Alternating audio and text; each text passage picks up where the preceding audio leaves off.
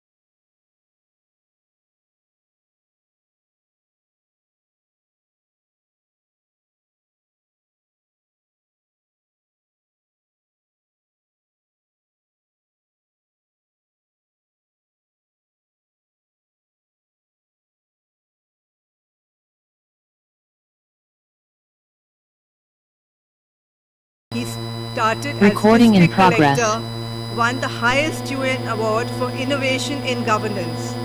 He was in the list of 100 young global leaders of Time magazine, along with Bill Gates, Steve Jobs, etc. Those who have listened to him vouch that he is an outstanding orator. He is also a motivational speaker. He is a best-selling author. In this book, he invites the nation's top administrators, technocrats, and policymakers to share their detailed analysis of Modi's government and what to look forward to. A very warm welcome to you, sir.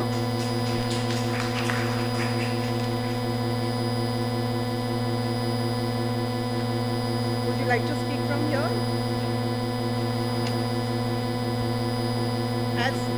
Yeah.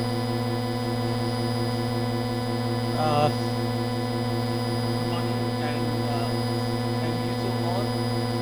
May I begin the morning by welcoming Ajit Kaurji. I'm welcoming.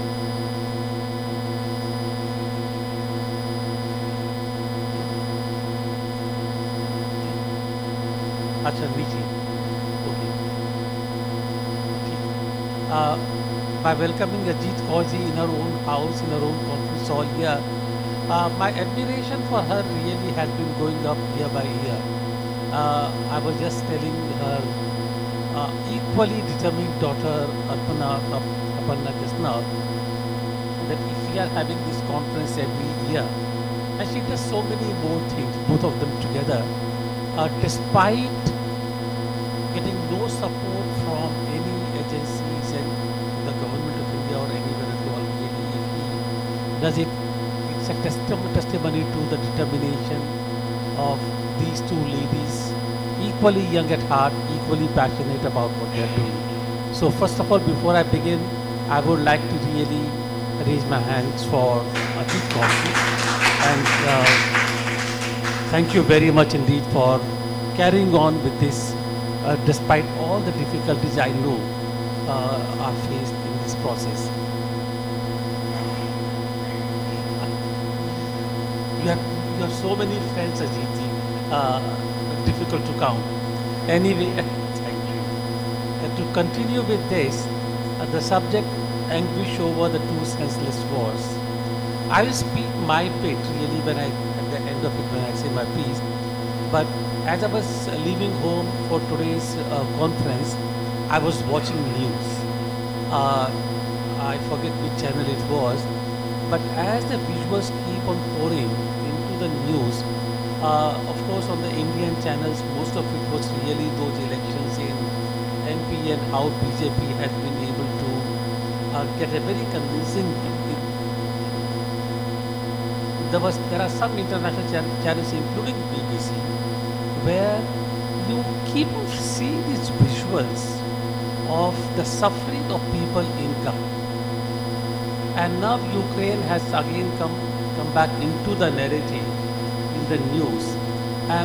But Ukraine narrative has shifted from civilians mostly to what Russia is up to, how Ukraine is dealing with the issue.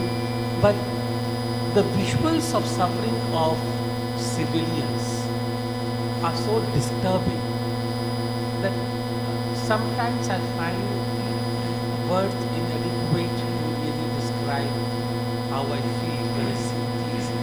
There are ways to really talk about it.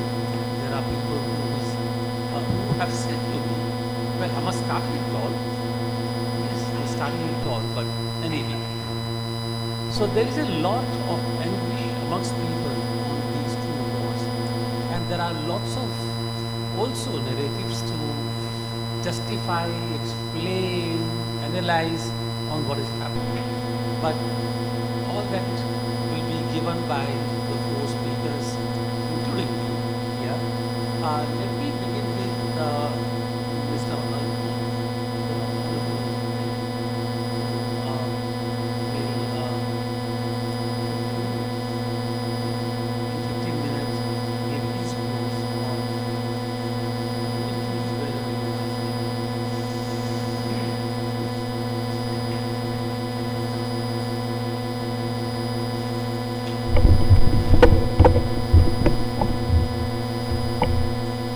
Ambassador Suresh Goyal, Mr. Fakhrul Alam, who is a professor, my very dear friend Ajit Korji, and delegates from various parts of the world, and ladies and gentlemen. I would greatly appreciate if you keep your mobiles in your pocket. Yeah, not even in your hand. I know exactly what happens when it is in your hand, and because I know what happens when it is in my hand. And please switch it off or put it on silent. Excuse me, I can't see a couple of people here. This pillar is blocking. Could you kindly come this side, please? I would like to look at everybody. I don't speak to... No, here, your row. Can you come this side? I can't see you at all. 3-4 people.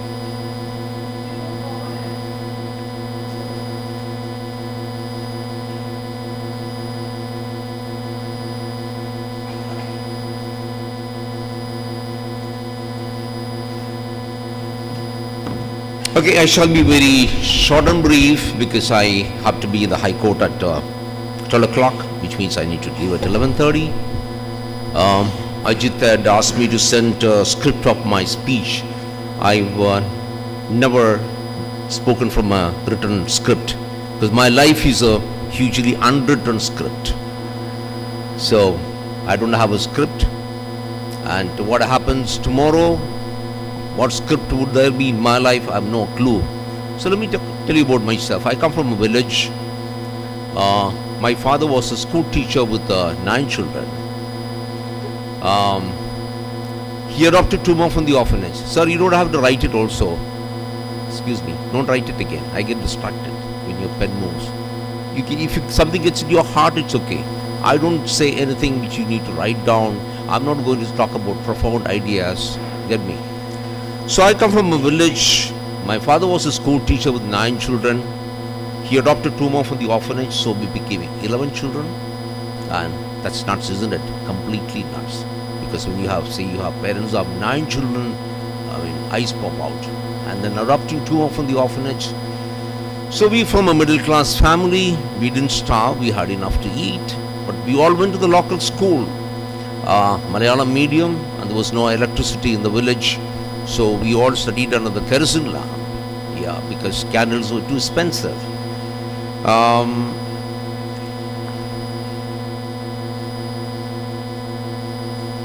So we had great fun in the village. So we had a 5-acre campus where we played most of the time, fooled around. When it came to writing my 10th board examination, the principal said, please ask your parents to come. And I went and met the principal, and he said, this kid is one of the biggest idiots this school has seen. So we can't let him write the examination this year. So I said, no, I can't, because principal said, let him repeat 1 more year. Imagine having to repeat a year with the junior girls. And I said, no way. So principal said, no way. So I went and kind of bribed. I didn't pay any money, Ajit, don't get me wrong. Otherwise, I will lose a little admiration you have for me. I didn't bribe or anything. I went and put some makan on the clerk who was dealing with the application forms. And I got my application through. And when the results came, the first miracle in my life happened. I passed. And I got 42% in my 10 board exams. I'm sure there's nobody here who's got 42% or even 60%. I'm sure you're all big time rank holders. I'm saying this because when I was writing my IAS exams in 78, I'm from the Indian Administrative Service. My batchmate Katua is there. He is a former ambassador. I wrote in my diary, I'm going to be the topper. And funny, I topped the written examinations. Yeah, I don't know whether Katua knows or that not. All the 3 options I topped. Strange. Then I said, I'm going to be a different kind of an IAS officer. I don't want to be a doormat for politicians. I was in the IAS for 27 years. I never received a single telephone call from any politician ever. And that included a stint in Delhi as a commissioner of the Delhi Development Authority from 1992 to 97, when I knocked on 14,310 illegal mansions in Delhi. belonging mostly to the politicians. My wife went to the market under police protection. My little kids went to school under police protection. Sorry, Ajit, you called the wrong person to speak here. I carried a gun for 8 years. I know you hate guns, but I carried it for 24 hours a day. Still, my wife got beaten up. She was left for dead. She survived. My kids got beaten up. It's been great fun. Life has been fantastic. It's part of my profession, isn't it? Yeah. So, some people would say, oh my God, no, there's nothing great about that. Knocking down 14,310 illegal buildings, does it take a great effort? No. You just put your bulldozer and the damn thing comes down.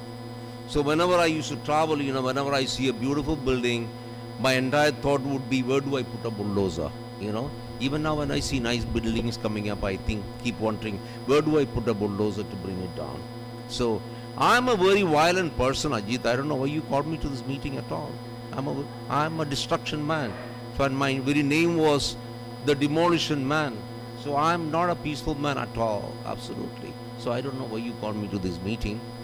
Anyway, I carried a gun and I told people, you encroach on 1 centimeter of my land, you take 1 step forward and I will shoot you. I said that. People thought I was crazy. So in my 5 years as Commissioner DDA, not 1 illegal brick was laid, not 1 inch of my land was encroached. And Ajit, don't worry, I never even killed a mosquito all my life. I don't. My 150 bullets which I had when I got my gun in 1992, they're all still intact. My gun has never been fired. If you fire a gun, you lose your morality to keep a gun. You lose your morality. If you ever use violence, I think you lose the right to speak, isn't it? But the funny part was I got away because people thought I was crazy enough, and still people thought I'm crazy enough. I think that's why I'm not in the cabinet anymore. So yeah, so that is, it's fun. Life is fun. So, war. Supposed to speak about war.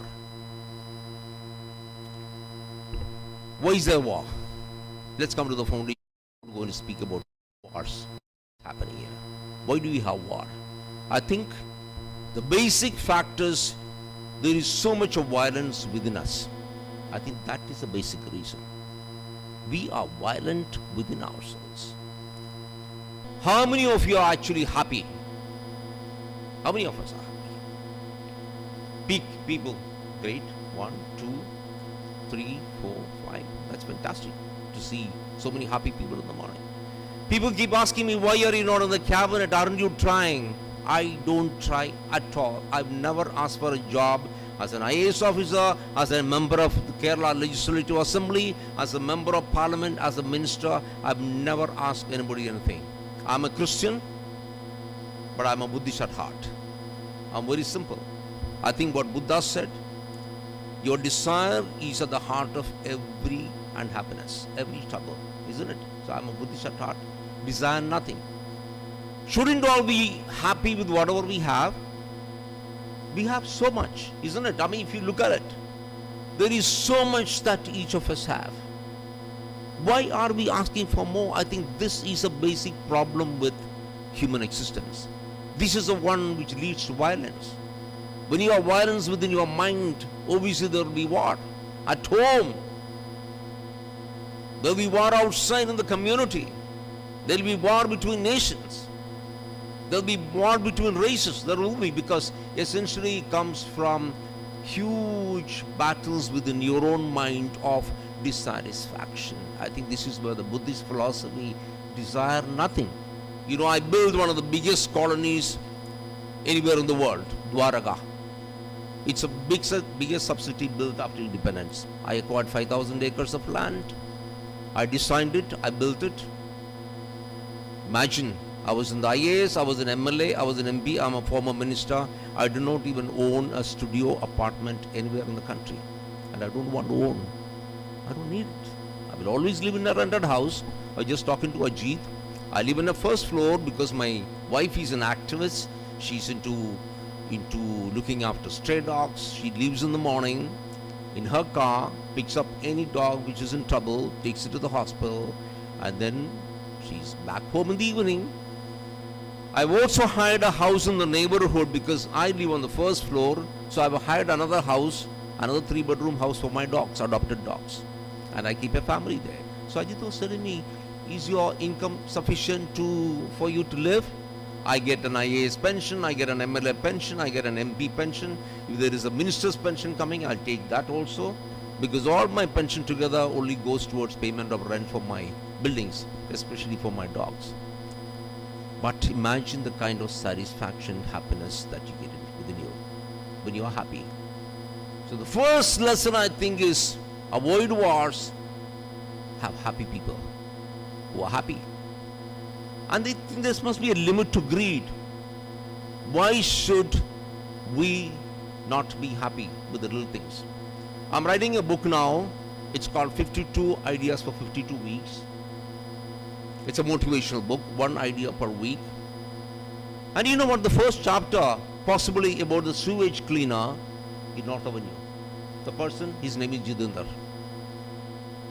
Why should Jitendra figure in my book? I mean, this is like Ajit's characters. Because he's a sewage cleaner. He's a very happy guy. He has a wife and couple of kids, sent them to school. He looks after his wife's parents back in the village. He looks after his wife's sister's child, who is 10 years, lives with him. He's brought her and he's trying to educate. She's never gone to school before. And on a holiday, he goes to RML's hospital as a volunteer. And he is a sewage cleaner. Now tell me, shouldn't he figure in my book? Am I any greater than Jitendra? To me, no. So my book opens with Jitendra. Ladies and gentlemen, I think first thing, we human beings should learn to be happy if you want to avoid wars. Be happy with what I have. It's not that I can't afford. I just want to show you something. He says shoes good. I'm raising it. It's my only black shoes. And it's 12 years old. It's got multiple stitches on it. You won't notice it because I polish it every morning. You know, the only blue blazer I have is from my Mussoorie Academy days. When I went to IAS Academy in Mussoorie, that's where we get trained as administrators. On the way from Delhi, I bought this 300 rupee jacket, which I was wearing yesterday. Perfect shape.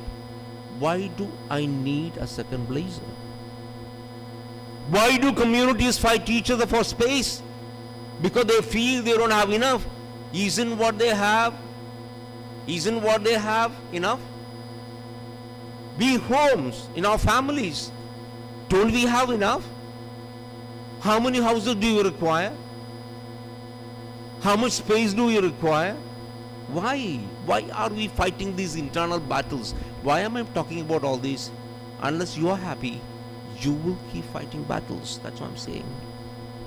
This greed which we show in our home, my brother has more, my sister has more, I have less, I will fight, I will eliminate.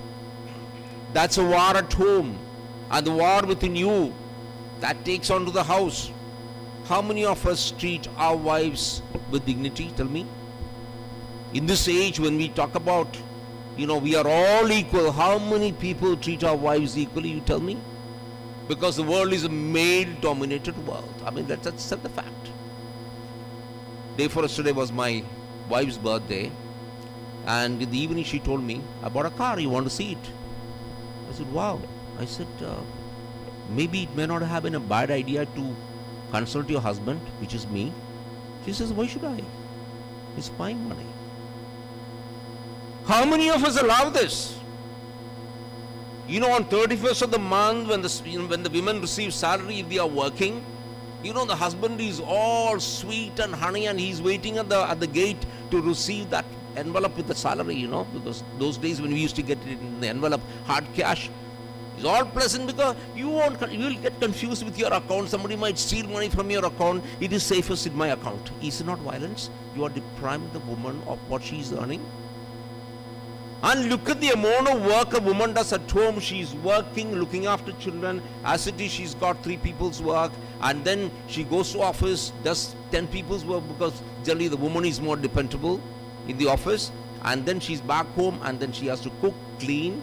There are these these creatures called husbands who are so comfortable inflicting violence on this. This is violence, isn't it? Yes or no? This is war at home. Yes, it's war at home. Are we willing to deal with this? I request you to wind up. Ambassador Goel, my shortest speech has been an hour and a half. Yeah. So I'll stop in 5 minutes. I'll stop in 5 minutes. All these senseless war, weapons of self-destruction. So you need to bomb Iraq. God, where were the weapons of this? Was there even a safety pin to bomb Iraq? And look at the consequences, what is happening. That country was ruled by a secular leader. And today it's ruled by the most fundamentalist regime which kills people, just not say suppresses, kills people. How many million people dead? Ideology. Stalin eliminated possibly the largest number of people in the history of the world for those who are communists. Ideologically. You don't agree with me, eliminate 20 million, 24 million. Katwa, I think you might know better. How many million eliminated? There was not even a whimper. Done quietly. Isn't it?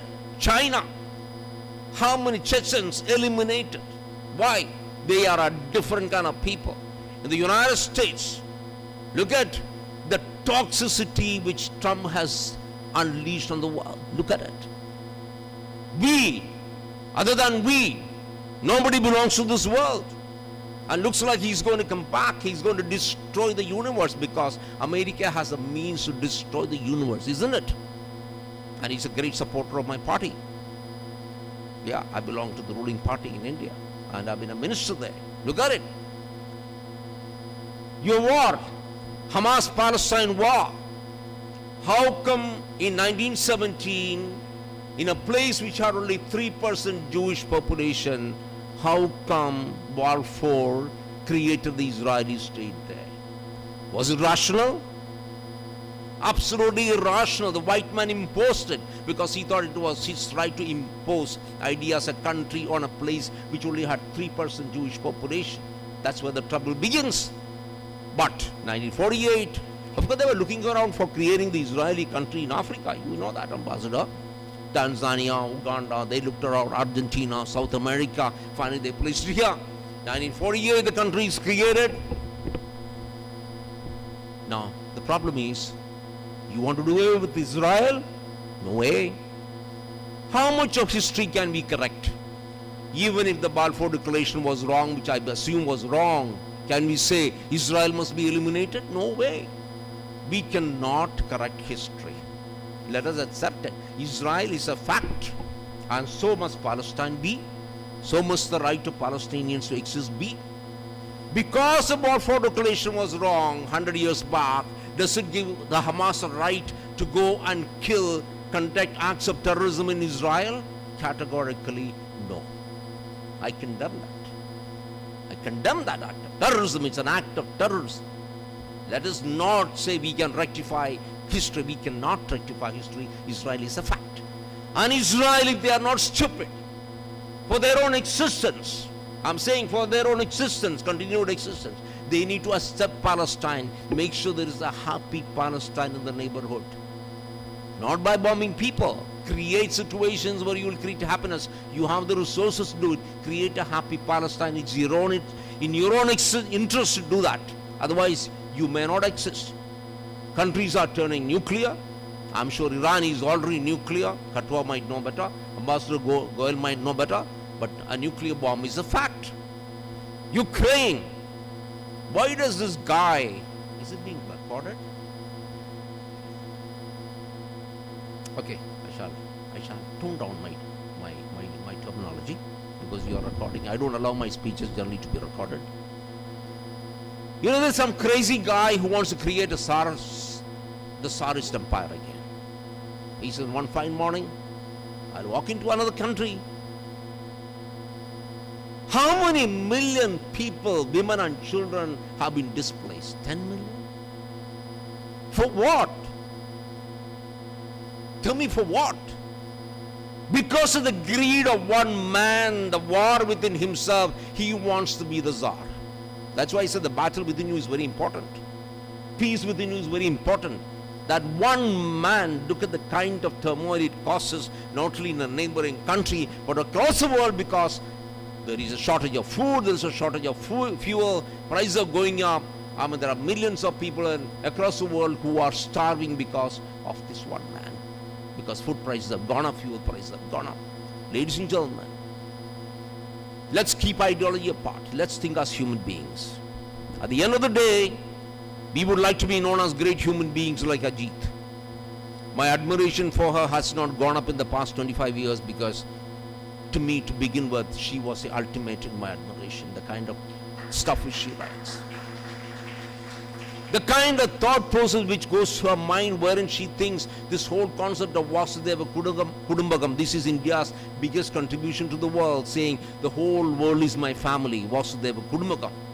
Not only the human beings, but everything that exists on the face of the earth, the sun and the moon and the air and the water and the animals on it, we are all one. I think that's the incredible kind of ideology we have, and Ajit represents that in person. So give her a big hand. Give her a big hand. And her daughter Arpana, that she converts, that's all her paintings, okay? Her daughter Arpana's paintings. She's one of the most famous painters, one of the finest people, one of the nicest human beings. It's a half an hour. Okay, now is it half an hour? No, it's just 17 minutes. Okay, all right. I'm stopping. So, ladies and gentlemen, great to have you all here. Let us all coexist. We all have our sufficient space. India has sufficient space. China, you don't have to nibble at my borders. Be happy. You have enough space out there. Don't trouble it and nibble at my borders. We'll hit back. We shall protect our sovereignty. But this whole idea of sovereignty again, is it not stupid? Aren't we all one? Should we fight? Should we kill in the name of national pride? Anyway, I'm throwing open enough issues. First of all, ladies and gentlemen, what we take away from here is, let's learn to be happy within ourselves. Eliminate the wars within us. Then the war across the world will get eliminated. Thank you so much for inviting me here. It's a great pleasure.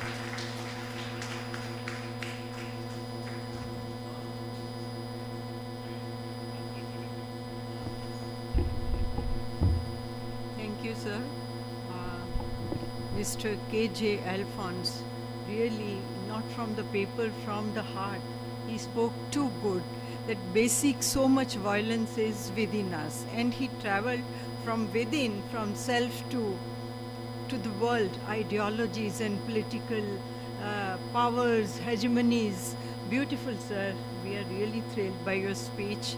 And our next speech.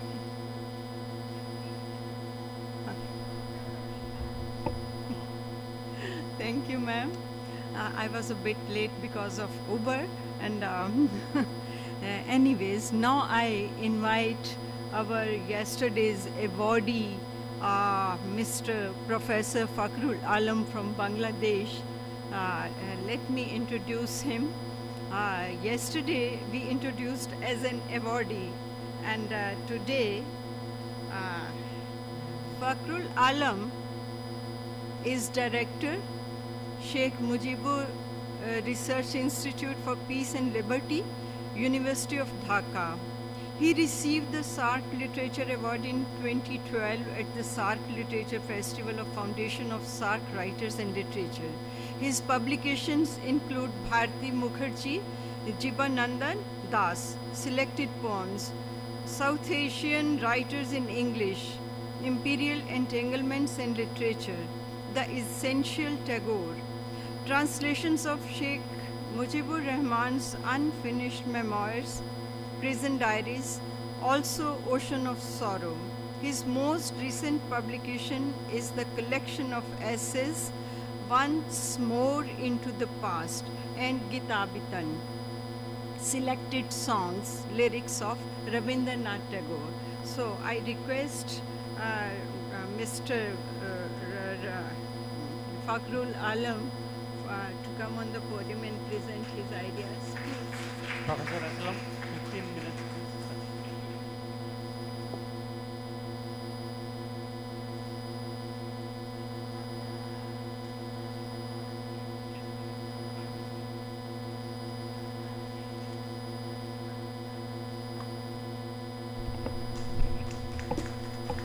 Thank you so much, Dr. Vanita, and let me just thank the chair, Dr. Goel, also, and of course, can't begin without thanking Ajitji enough. I don't know where to start or where to finish. Yesterday was my second award. I should add, I just make a small correction. I'm no longer the director of the Bangabandhu Sheikh Mujib Research Institute. From last month, I've been Bangabandhu Chair. I'm from the Department of English, but this is in the Department of History of Dhaka University. Listening to Mr. Alphonse, I thought, well, the vast difference. This is going to be an academic paper. I'm going to read it, but I am with him in his conclusions that it's the war within that we have to solve. It is peace within that we need. It is happiness that is paramount, and history cannot be corrected by force. Let me also begin by some personal recollections. My only experience of first-hand war is 1971. In 1971, when the Pakistani army cracked down on Bangladeshis. Yeah. Okay. Yeah. That's okay. When the Pakistani army cracked down on Bangladeshis, I was in Sylhet, which is in the northeast of Bangladesh, and with my sister and my brother-in-law and my father. After a few days, when curfew was lifted for a while, my father and we decided to come to Dhaka. And one of the most memorable scenes of my life, depressing scenes too, was of seeing the line of refugees, endless line, hundreds and thousands of people, as we were going to Dhaka, and everybody was saying, why are you going to Dhaka? Dhaka is gone. Dhaka has been demolished, smashed. Why don't you go somewhere else? And we said, we want to go back. And then I went to Dhaka, and I heard that my teachers were dead. Two of my teachers in Dhaka, one at that time, later two, in Dhaka University's English department. My best friend would die later, but another school friend, very dear friend, was killed because he was Hindu, and he was, his parents were dead. And the city was devastated. The extent of the Pakistani carnage, you will understand when the tree, which is at the center of all meetings in front of the arts building, that was demolished. That was removed. So it was devastation. And then for the next 8-9 months, we were absolutely, terrified by what was going on. And every day we would hear about somebody dying, and rapes, and of course genocide. So this is my personal experience of our 10 months liberation war, and it's something that I'll never forget. It's there in my memory. Ajitji is a bit worried because I might move away from the topic. I told her that I wanted to talk about war and peace and poetry and poets. I'm a literature person and an academic, so I'm going to go to what I am most confident in. I'll read this paper. I read it last year. I wrote it and read it last year for the poetry conference, International Poetry Conference in Dhaka, and I was requested to write about peace. How can you talk about peace without taking into account war? Both are subjects not only of Tolstoy's great novel, but also the two founding epics of Greek as well as Indian literature. About the Iliad, I recall now the great essay the French philosopher Simone Weil wrote, titled The Iliad, or the poem of force. To her, the epic reveals the overwhelming power of force unleashed by war, /rage/lust, that it unleashes or induces. But the poet to her also shows the human love offsetting the deaths and horrors marring human relationships, implying the need for peace and making it an imperative in human relations. The subject of the poem then is also pity/sympathy/compassion. These are qualities needed to counter wrath and reaffirm the place of love in all human relationships. I think of W.H. Auden's great poem induced by the onset of the Second World War, September 1, 1939. Its immortal and wise line tells us unequivocally the kind of essential truths only great poetry can highlight for us.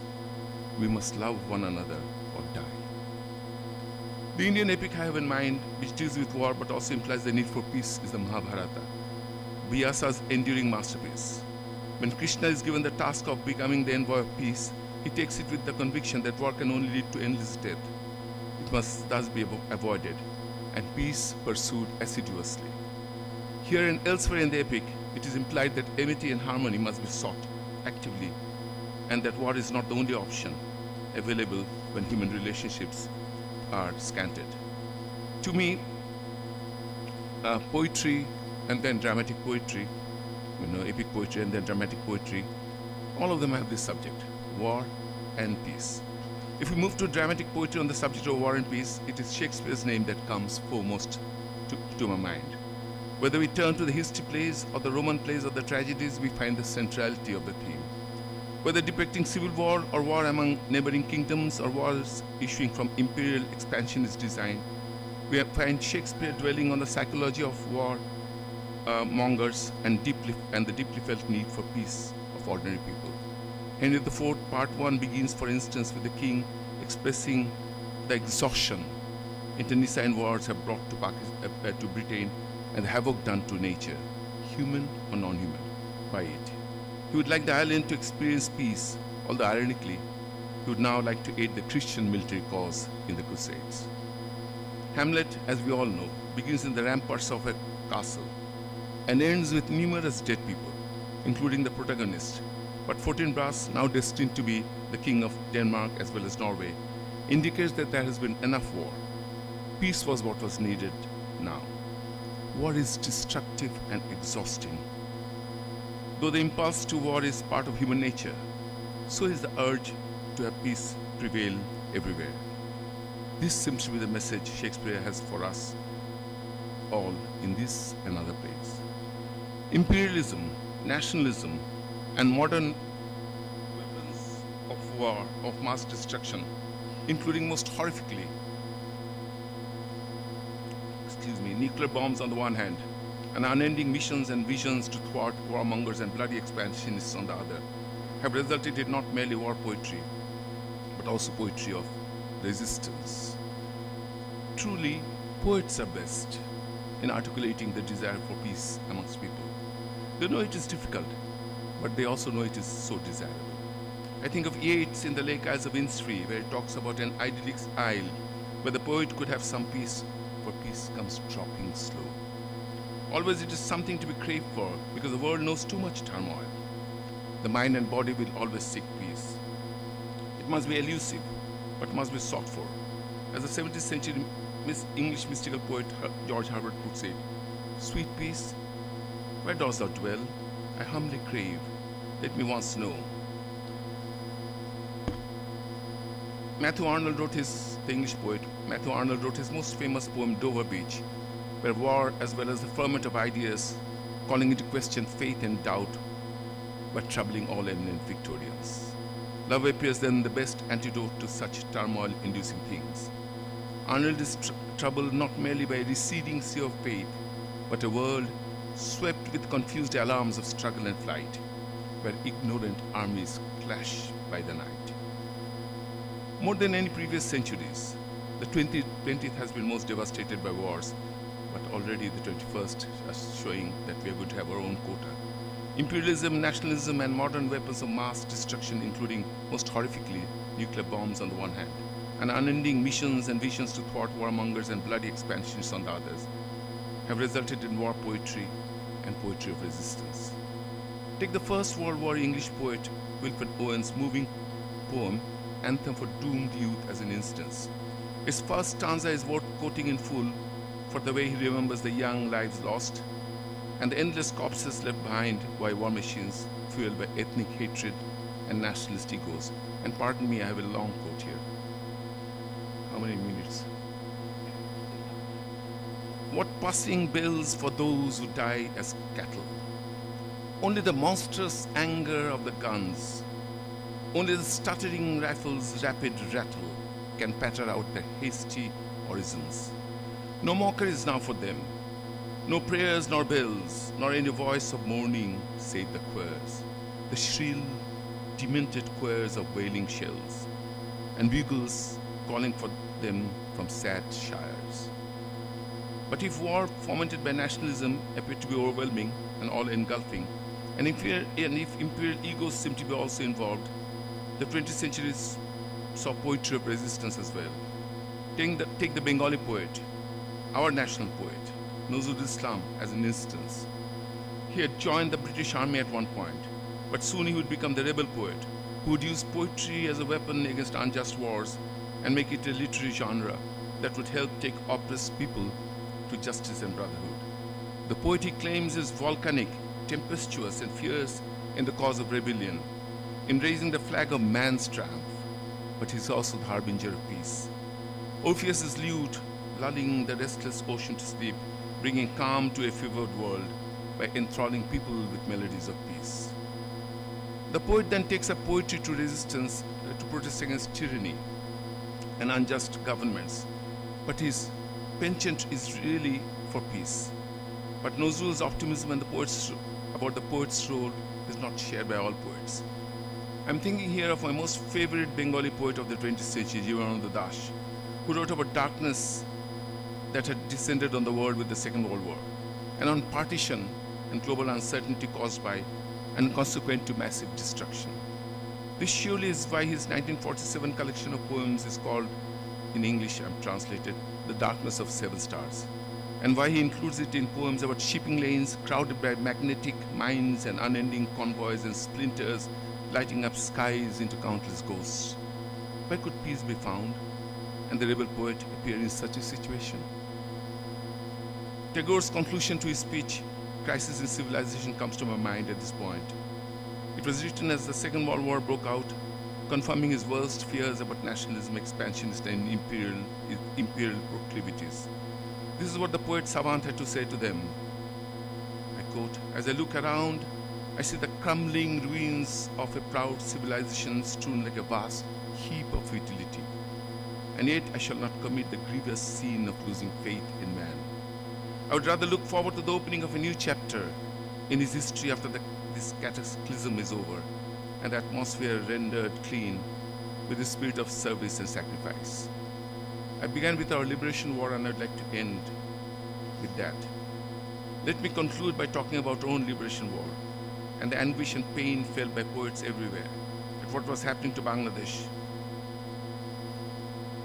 after the genocidal beat to thwart Bangladeshis from becoming independent.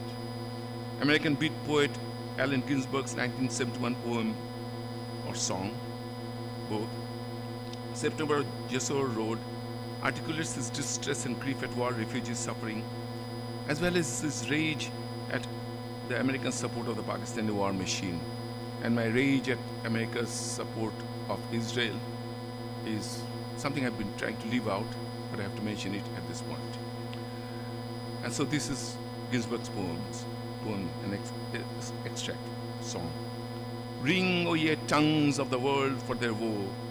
Ring out ye voice for love we don't know. Ring out ye bells of electrical pain. Ring in the conscience of the American brain. So let all our consciences stir in the case of all wars.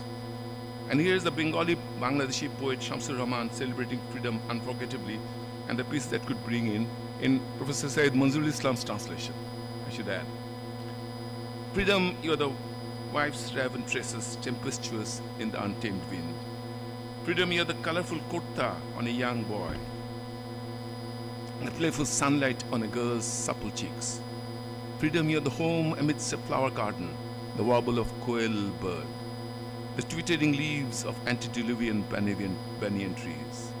My notebook to poetry, to pen poems as I please.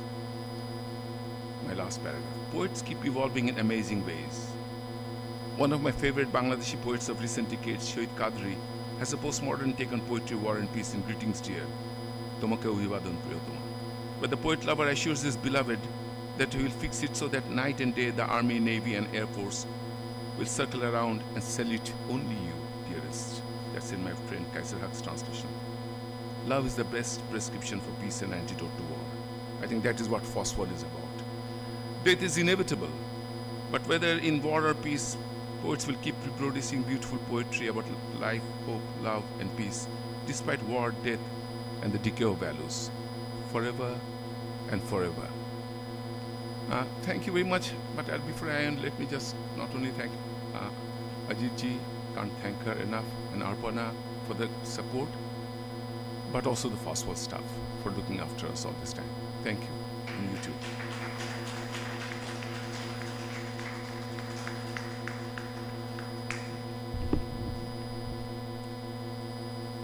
Thank you, Professor Fakhrul Alam.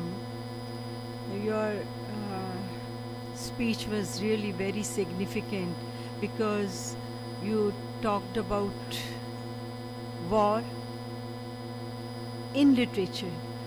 Through literature, you have pictured a very beautiful scenario that every writer wants peace, and if he writes about war, actually it is love and peace against war. Very beautifully you have said. But as our earlier speaker has said, that our Sufi saints also recite love songs and to create harmony in the world. But anguish and violence is an instinct. So so much violence, how to overcome it? I think our chairperson, Ambassador Dr. Suresh K. Goel, who is chairing the session, will highlight all these problematics, and we welcome Dr. Suresh K. Goel ji to come on the podium and say a few words.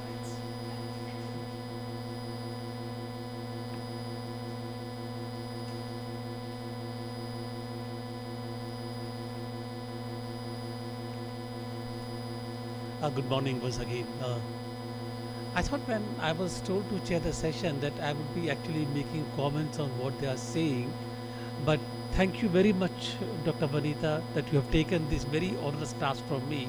I would have been wondering as to how to summarize what they said or what they actually left unsaid, because there is a lot which could have been said, but it was masked in either poetry and literature or in terms of other very subtle hints by Mr. Alphonse, who is a master of not saying what he has to, but saying not what he has said. Thank you very much, both my predecessors, previous panelists. As I was saying, I'm not an author. I'm not a writer of poetry or literature.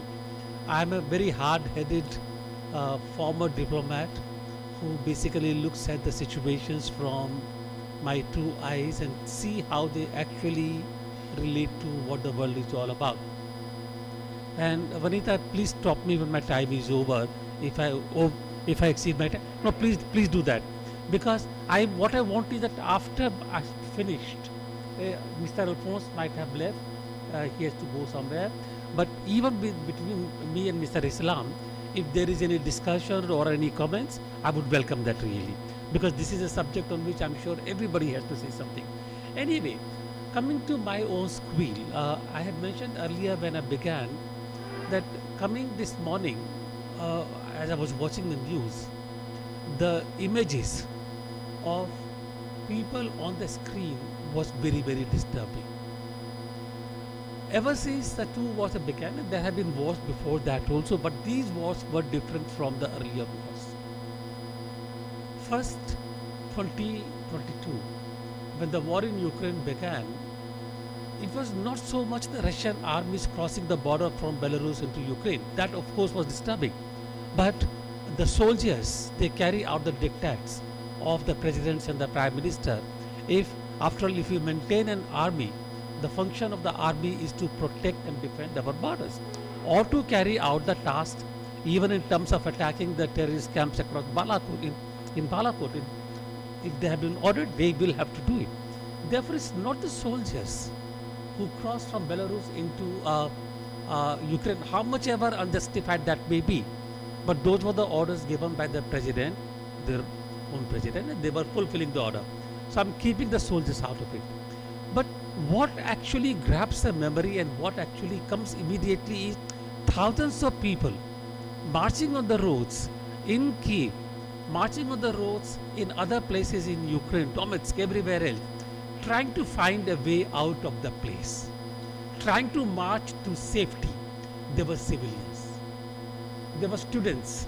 We know how our own Indian students were stuck in Ukraine. And why? Because they had been attracted by the offers given by the Ukrainian universities to go and study medicine there.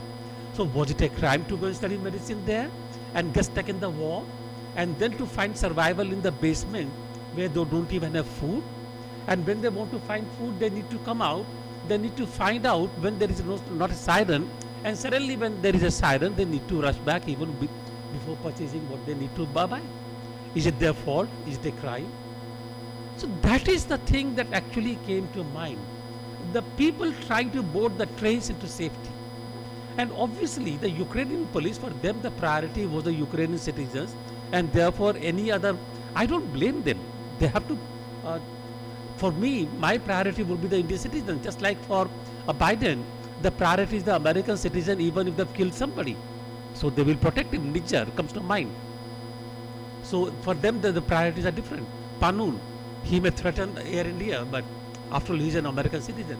But the point really here is civilians were suffering. In the case of Gaza, nobody can condone what Hamas did. It was the most serious infraction of the humanitarian laws, humanitarian sensitivities, to go and attack a music party taking place in a kibbutz. They didn't have to do it. I mean, we all know their political objectives, but they attacked. Nobody can condone it. And what do they get in return? What happens in return? After a few days, the reprisals begin in Gaza. You have the Israeli aircraft bombing, carpet bombing Gaza, North Gaza. Warnings are issued that they must all leave North Gaza and cross into South Gaza. And then the convoys, as they're traveling, they are bombed. Why? Because IDF says, Netanyahu says, that these people also include Hamas. They attacked, the convoys are attacked. There was a story about one journalist from Al Jazeera whose entire family of 17 who were sheltering in a refugee camp were killed. Entire family of 17 was wiped out. Civilians, children, women, they were killed. Why? Because IDF had a suspicion that the refugee camp was sheltering Hamas. Al-Shifa hospital, where people are undergoing treatment, children are on ventilators, is bombed. Why? Because there is a suspicion of tunnels under the hospital, and there are allegations that Hamas are hiding. In those shelters, the command center is there. To use area under these refugee camps and hospitals is wrong, because then you are endangering the civilians. Wrong. But to commit genocide in response to genocide is equally wrong. How can you keep on? There is a data from which nobody has disputed, that out of around 15,000 Palestinians who have been killed in the war, 10,000 are women and children. 10,000 women and children. Please keep this data in mind. I know 200 hostages with Hamas. The data about 400, something like that number, killed in the kibbutz on the border. 15,000 Palestinians killed, out of whom 10,000 are women and children. You have those images of rubble in Gaza, where a face of a child, all bloodied, is coming out of the stones. Is that forgivable? What did that child do? Why should that child die for the human? Anyway, I'm describing all these images really because they are very, very perturbing, they're very disturbing. The fact is, the wars, these two wars are not wars anymore.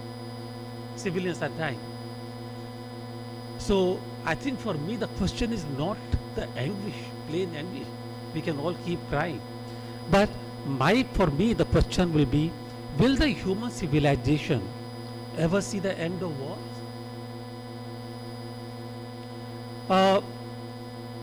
If we look at it very dispassionately, wars have been the feature of the society right from the day humans began to evolve.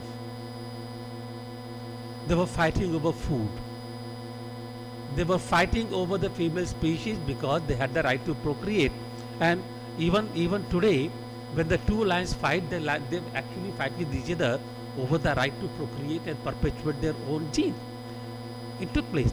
There was a purpose to that war, battle, fighting. It happened. It continued. It went on. They were fighting for land. They were fighting for. In fact, Kalinga War. The metaphor comes to my mind that after the Kalinga War was over, there were these two birds sitting on the branch, eagles, and they said. One child said, "Who are these dead bodies on the ground?" And the elder one says, "These are all the soldiers who have died in the." But mind you, they were soldiers; they were not civilians who have died in the war.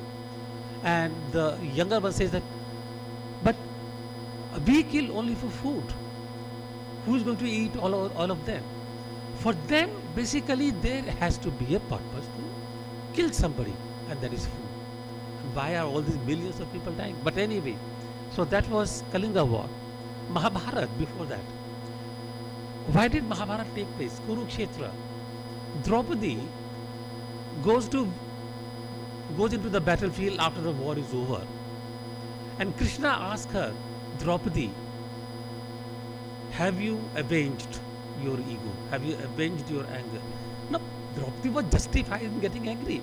But did she remember that she was the first one to mock Duryodhan when he came into Indraprastha? She mocked him. Now, Duryodhan was greedy. I'm not saying that they were all good. Duryodhan was greedy. He was not straight. He wanted to grab the power. He was the one who sent Pandavas into Khandaprastha, and they converted Khandaprastha into Indraprastha. But the point really here is the simple fact of mocking at somebody led to Mahabharata. And all those soldiers dying bloodied in the battlefield. Why? To avenge the ego of one person. That is what the war was all about. It was not about food. It was not about territory. Pandavas would have been happy with the 5 gram. Duryodhan refused to give it. They went to war. Europe. Let us go get away from India now. Europe. The medieval Europe was fraught with the wars. Went on and on. And actually, pushed down. It's going to be all right. Sorry. And Europe. It is Europe which gave the idea of Westphalia. For the first time, the borders were determined in terms of territorial lines, geographic lines. So Europe was divided into strict boundaries, that you shall not cross this boundary into the other country, etc., etc., etc. And so it's sacrosanct. And they thought the wars would stop. Did it? You had World War I. You had World War II. Westphalia, the concept of territorial boundaries was brought to India. The boundaries were determined. Suddenly you found that rather than just earning revenues from the villages, you had a line which you could not cross. You would require a visa to cross that line. You would require a passport to cross the line.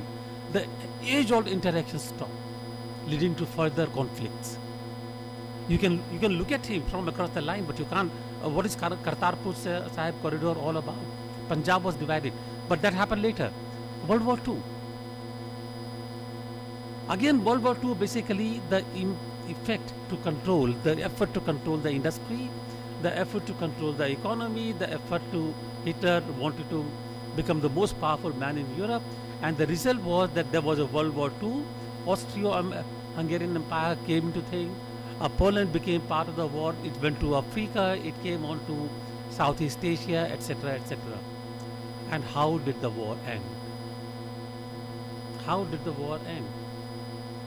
At least in the war, there was an impact on the civilians. War was bad. Millions of people, I'm just basically metaphorically speaking, they were all soldiers. We grieve for them, but they were doing the job. How did the war end? The war ended with the biggest humanitarian crime, the biggest crime against humanity. The USA dropping atomic bombs on Hiroshima and Nagasaki.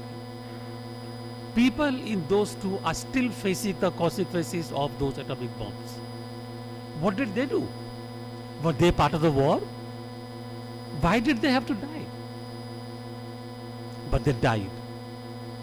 They died because there was some ambitious man, there was some ambitious leader who thought that power has to come to them. Power was the currency. People died in Hiroshima, Nagasaki, and they continue to be afflicted with the impact of those two bombs dropped over there.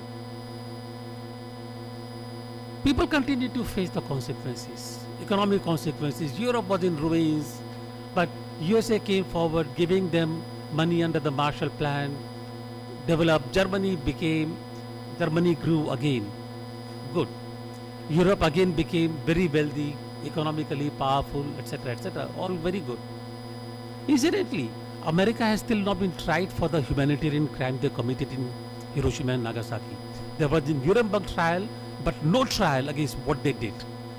Any other country having done it would have been brought to trial.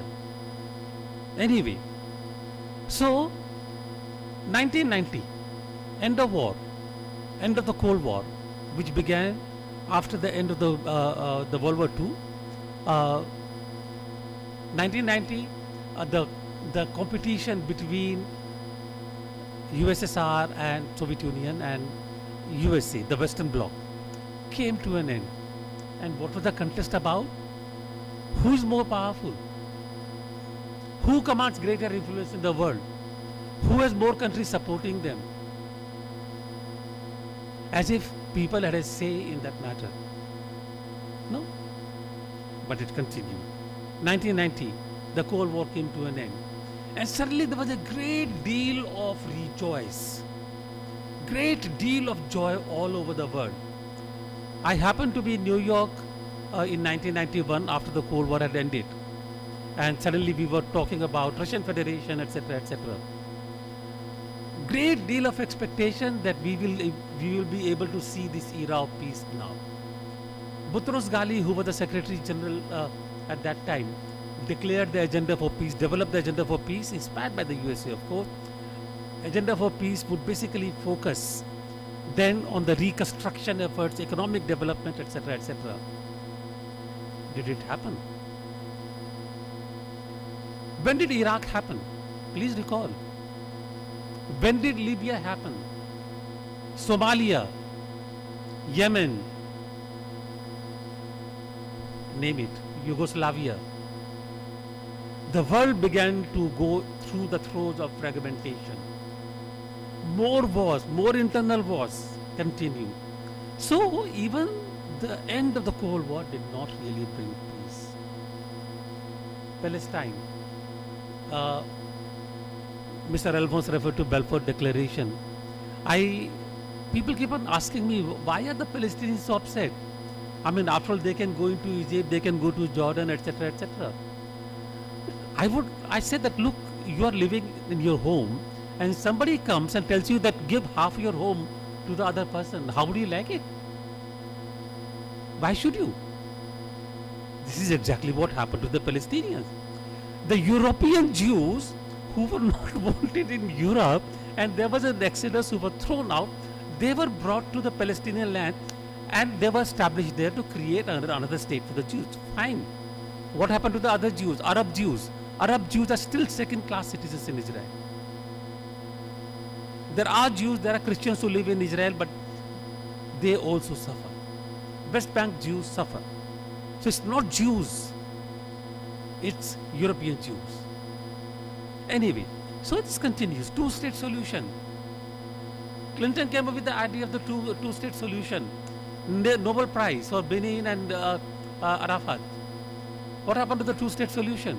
Where is it? There is no land for the two states. Anyway, I'm coming to an end. I think I may have exceeded my time. So basically, all I'm saying here is, will the wars come to an end?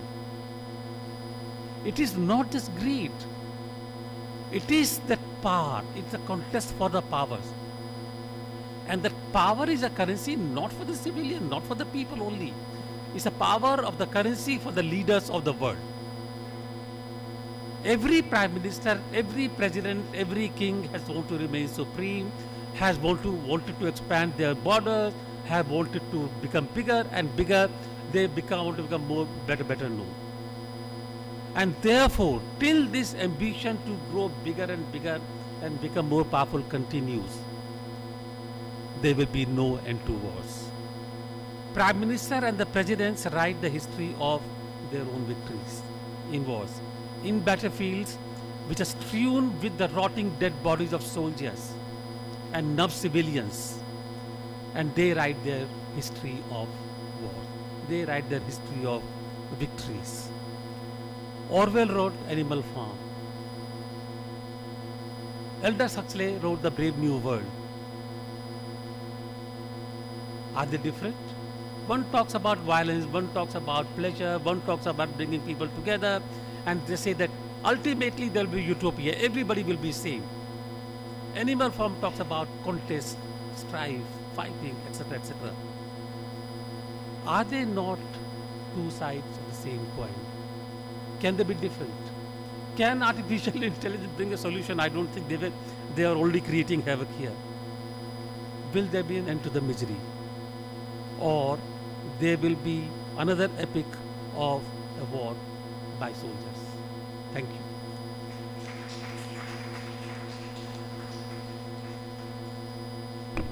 Thank you very much, sir. So still the question is there, will the wars come to an end?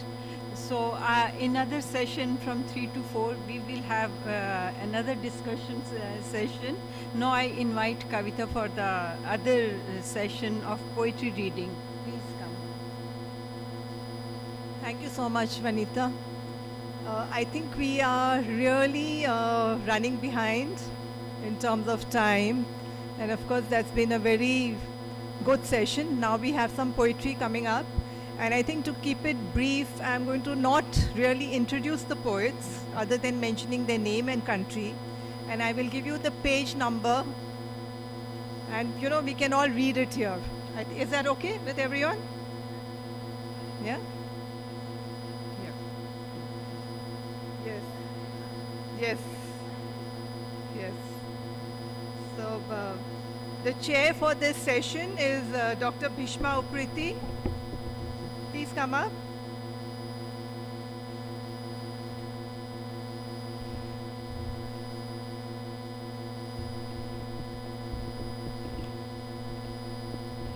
Bhishma Upriti is a Nepali poet, writer and translator of high repute.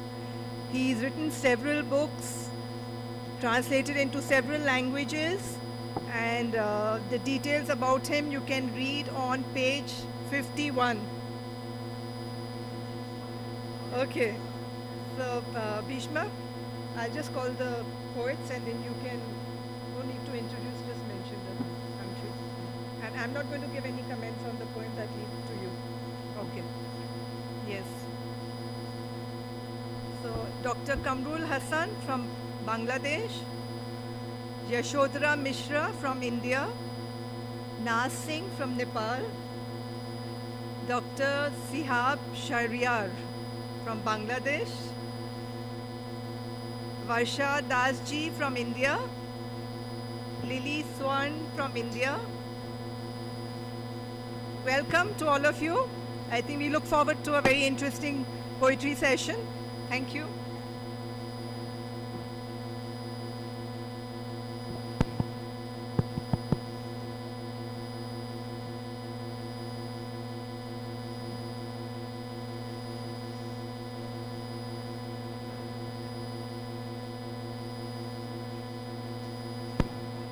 Hello. Hello.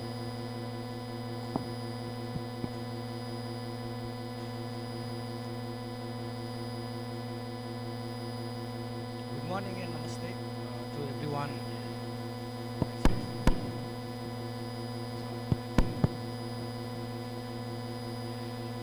Since we are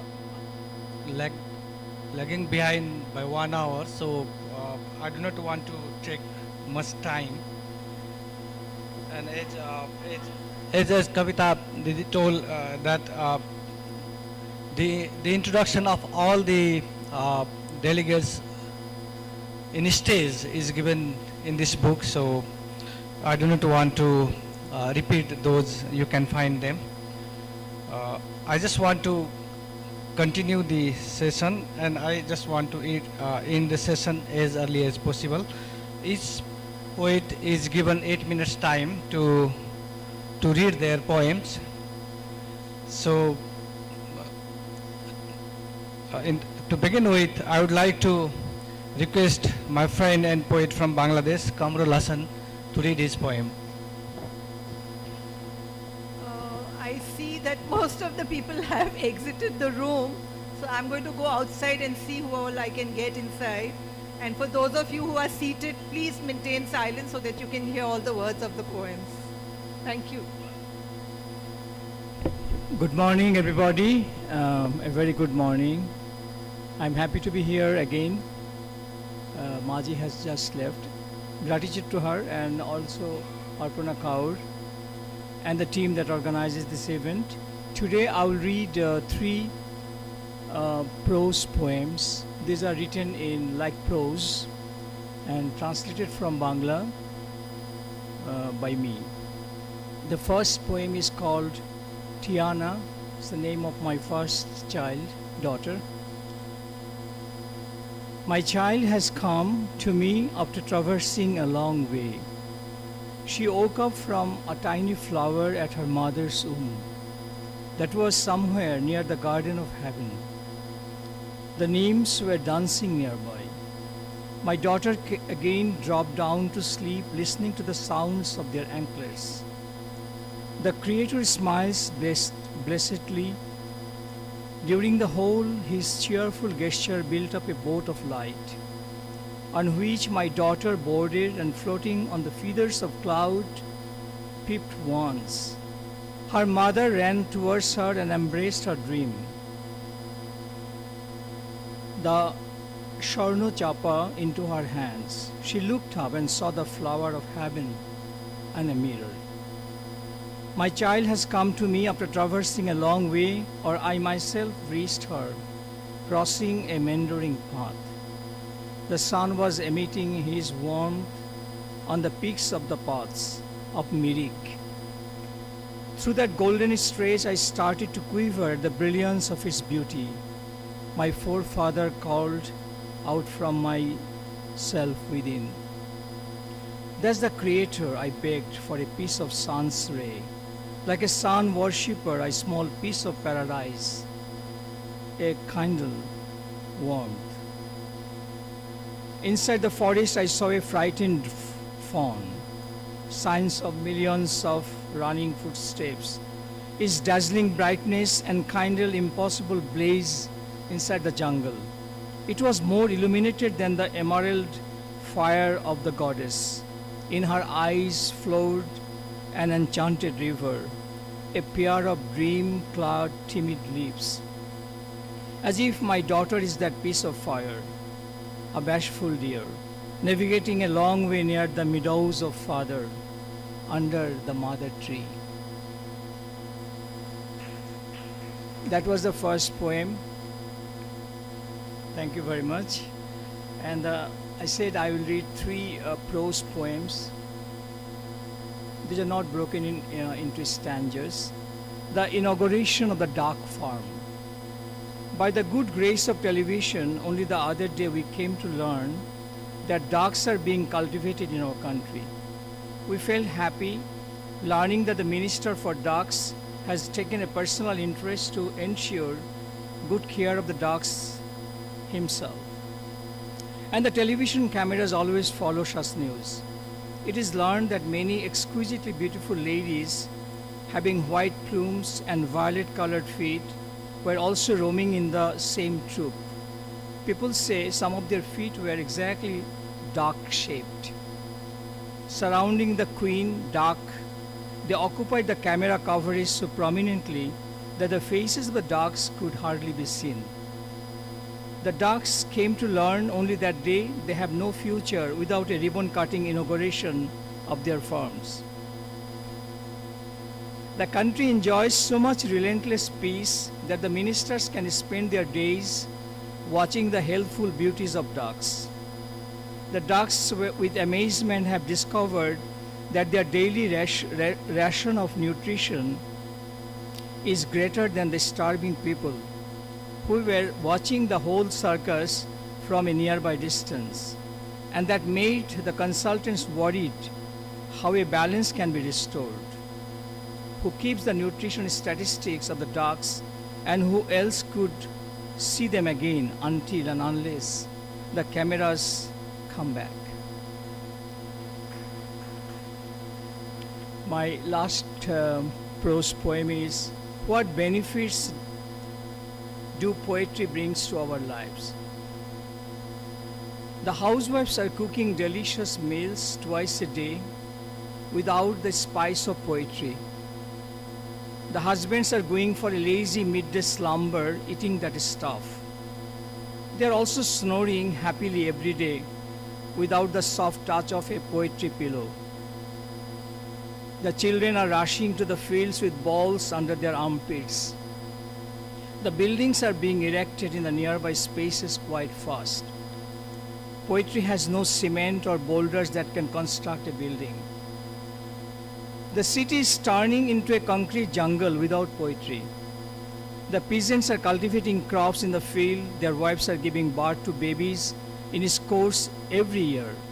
The garment artists are stitching the coverings of civilization like a weaving bird. They haven't even heard the name of poetry.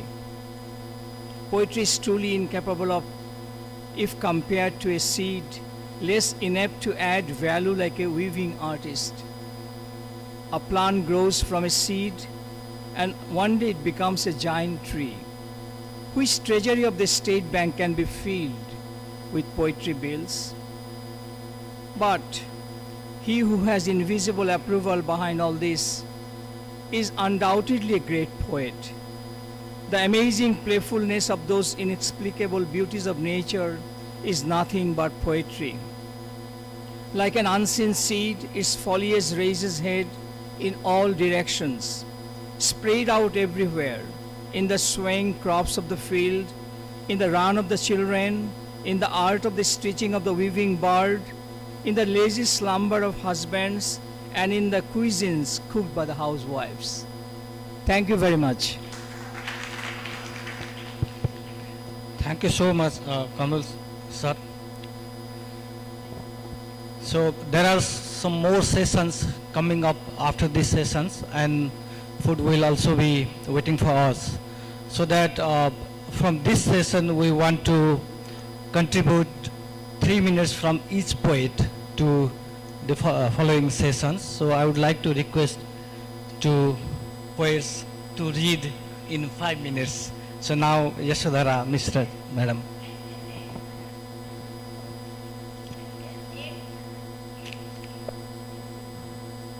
Okay, madam, if you want, then it's 8 minutes.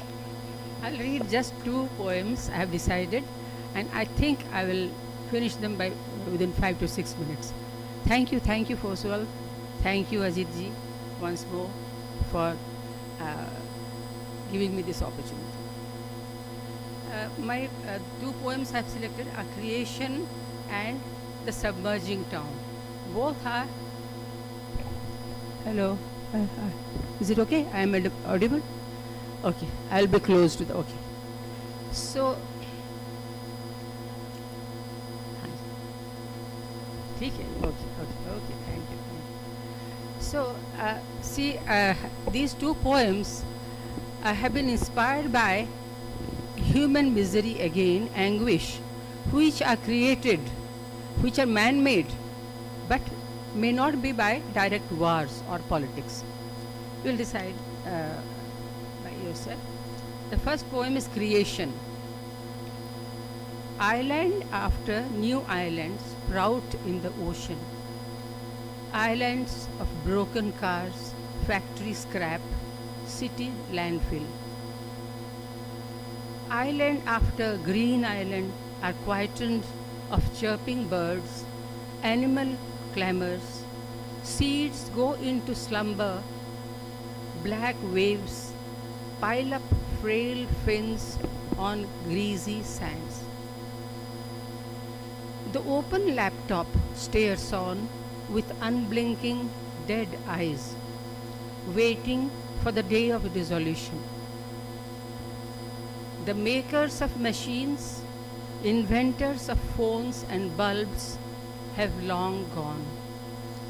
Their body, brain, muscles and veins, having finished their job, have long slipped into earth, air and water. Now moving in the great potter's wheel.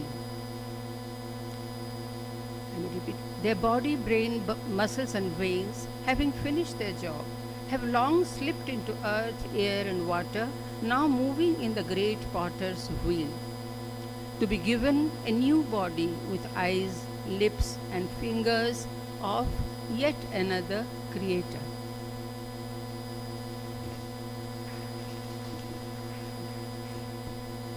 This poem is titled The Submerging Town. I happened to see a bustling, lively town getting submerged by an upcoming dam in Madhya Pradesh. So we all have seen in our lifetimes people getting displaced, leaving their towns, homes, villages behind, even cultivable lands, everything, and getting settled elsewhere in strange lands, sometimes not getting settled at all. So this is just a scene when the town is slowly getting submerged. They had a puja here last year. The walls still bear signs of housewarming rites and marks of vermilion and turmeric. There was feasting too, to boast the owner's success, his worthiness and his lofty dwelling. The pulling down is nearly over now. Even the owner is busy with hammer in hand, for it's hard to get labor, you see. With so many houses to be broken down, people are busy carrying to the trucks their beds, chairs, boxes, door frames stuck with concrete chunks, toilet seats, fancy tile dug off the floor. Hurry up please, the sun is almost down. By this time tomorrow, the river will be here. At the far end of the town, water crawls up like a python, already sniffing at the flags posted in the middle of the tar road. It is inching forward unhindered to swallow slowly, hour by hour, homes and hearths, streets and alleys. In just a few days, this Harsud town, the name of the town I saw was Harsud. The Harsud town, which was frisky like a newborn calf, will be gone inside the dam's tummy. The cameras are quick, capturing in their frames mossed buildings with antique ceilings, brick skeletons staring through sockets of doors and windows, frescoed shelves black with soot, the mango tree in blossom at the deserted backyard well. The school building stands like a martyr, not a crease in its uniform. The ancient banyan trees' hanging roots move with birds returning to their nest. Torsos of mutilated light posts guard piles of debris in the marketplace. The jeep headlights go piercing in the dark. Microphones are calling out, consoling, reassuring a fallen few, admonishing, threatening some others whose windows still glow with feeble lamps, whiffs of spice wafting from their unseen kitchens. Come, must go now, folks. Move to your new homes, which wait for you just a few steps away. A yajna is not easy to perform. You have to give away the tastiest of offerings, honey, ghee and curds, in the hope of getting some precious returns at some future time. Thank you. Thank you, Yashodhara Madam. Now, Dr. Nath Singh will read her poems. Her introduction is given in page number 53 of this writer's profile.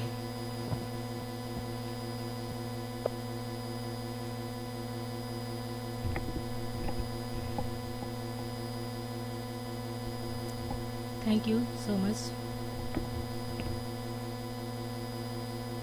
Good morning, everyone.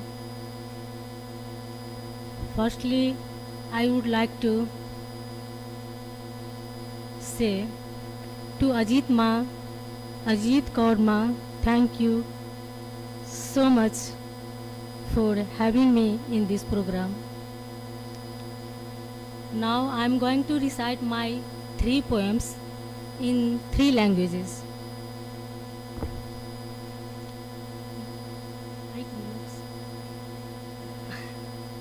Okay, I will try. First poem is my in Maithili. This is my mother tongue. Title is अपन घर. प्रेम करै छी तऽ खुलि कऽ बताउ, आ नहि करै छी तऽ नहि सताउ. प्रेम करै छी तऽ खुलि कऽ बताउ, आ नहि करै छी तऽ नहि सताउ. मने मन किया गुमसै छी, बेफिजुल के सब पर तमसै छी. खराब करै छी अपन दिन आ राति, बिन कारणे किया जाइ छी माइत.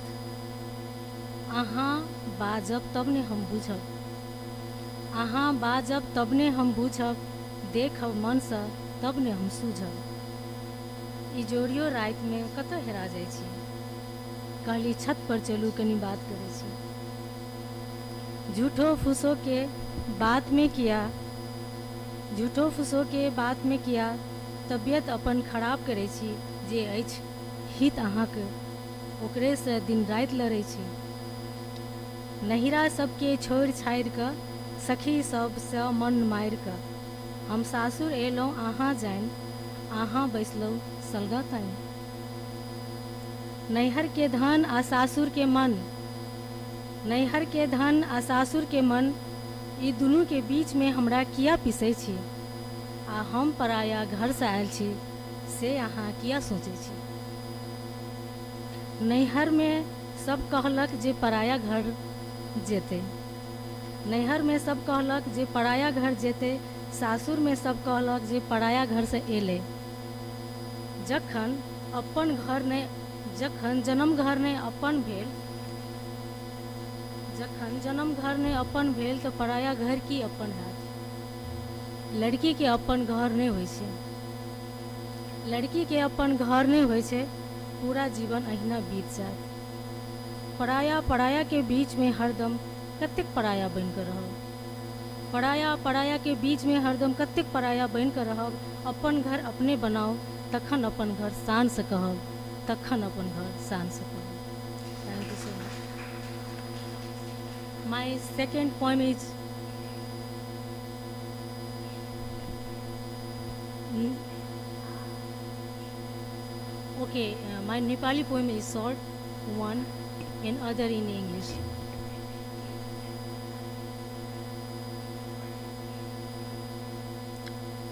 Okay.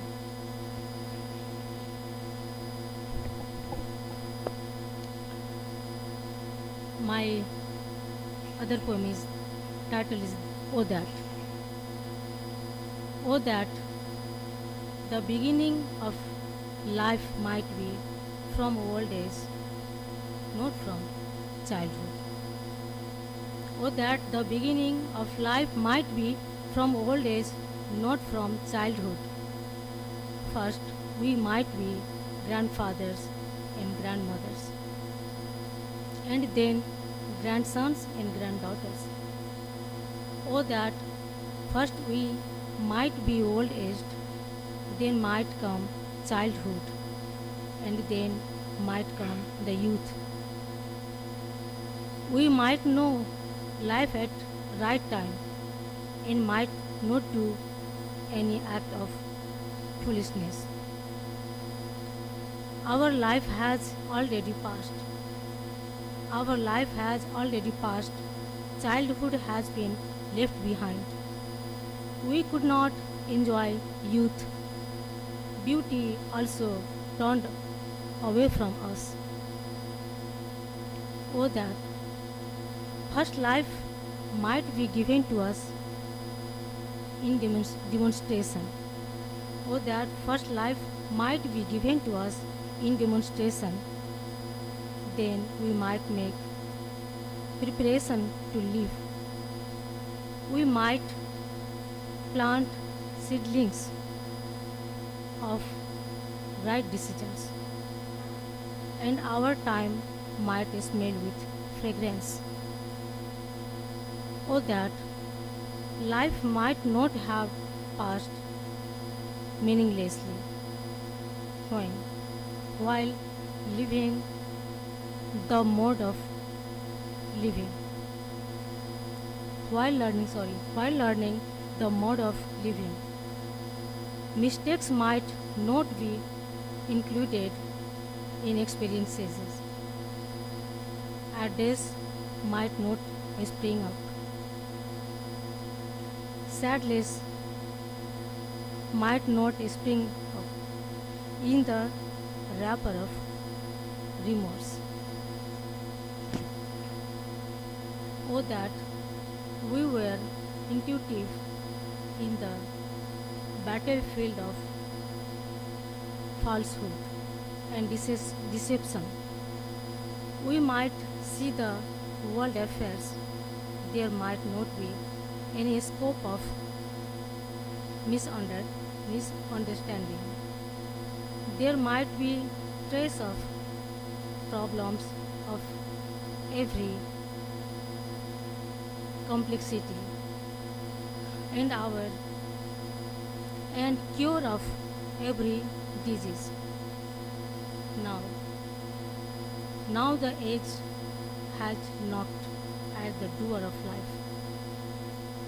Now the age has knocked at the door of life. Time is not a slave to anyone, but time has bidden farewell to time. Oh, that we might measure the span of time along with having hold over the age as well. Thank you so much. Thank you so much, Nasing ji. Now, Dr. Shihab Sariyar from Bangladesh, and I know he will be an example how to manage time at this situation.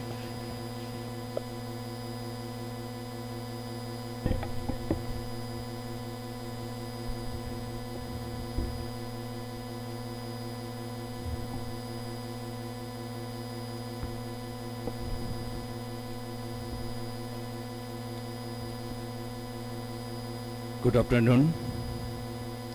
Greetings to the chairperson of this session poet Dr. Bhishma Opriti and poet of the session. First of all, a lot of thanks to dear Ajit Kaurji for this wonderful arrangement as the continuation of the past programs and also invite me here. I try to draw peoples in my poems, try to talk about society and humanity, try to draw out pleasure of love and nature. I write against war and write for peace. It seems that love is power, love is devotion, love is the truthful of life. Welcome poets and writers, different countries, and listen my poem. Title of my first poem, Brahmaputra. The poem has been translated by Professor in English, eminent academician, fiction writer and art critic, Dr. Sayyid Manjurul Islam. The river Brahmaputra. I look for the colors of wings. I cross the Brahmaputra, and then thick sands, and then the darkness of night, and then the sleepy banks of the river, and then the birds that return from the circle of the rivers, and then we smell the winds that carry the scents of rivers. I don't understand oniologically. I only keep looking for the color of wings. Title of second poems, Open Eyes, translated by translator and poet Shams A. Momin. Often the birds need a cozy evening for themselves, and all you want is the bird and evening, the evening glow on the bottom of the river. You see twilight on the computer screen, and when you go, your eyes are wide open in the afternoon. Have you been able to fertilize the mustard leaves? The shadow of the afternoon sits on you like the dark seats. In the eyes of the river, you have been not seen. I know nothing is more beautiful than wet cloth woman. I know the sun wept of water from your wet body. You know, 21st February is the International Mother Language Day. On that day, every nation expresses love and feelings to their own language. We are the only nation who has given blood for mother language in 1952. Now I am reading my last one, is my lovely mother language Bangla. Name of the poems is How Far Away Bangladesh. Koto Dur Bangladesh.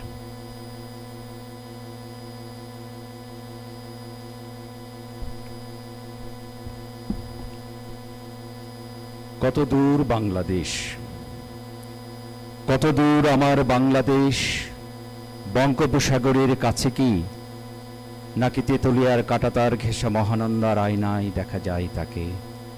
কত দূর আমার বাংলাদেশ, শুভলঙের নীল নির্জনে, নাকি সুন্দরবনের গোল গোল গোল পাতায়, তামাবিলের সবুজ আঁচলে, নাকি সোনাদিয়ার সোনালি দ্বীপের পাখির পালকে। কোথায় আমার বাংলাদেশ, মহাস্থান ময়নামতি পাহাড়পুর, নাকি চলন বিলে। কোথায় আমার বাংলাদেশ, বদ্ধভূমি স্মৃতিসৌধ, নাকি শহীদ মিনারের লাল বৃত্তে। বাংলাদেশ আমার মা লুকিয়ে থাকে ব্রহ্মপুত্রের ঘুঙুর জলে, তিস্তার পলিয়ার ধূসর বালিতে, লাজুক লুকিয়ে থাকে গ্রাম ডুমুরপুর আর দুপুরের ঘুঘু চোখে, কখনো লাউয়ের ডগায় তিসির তেলে, কখনো গামছার রঙিন সুতুই, কখনো বা নবান্নের নুপুরে। কত দূর আমার বাংলাদেশ! ৭১ আমার বাংলাদেশকে রক্তচক্ষু দেখিয়েছে ওরা।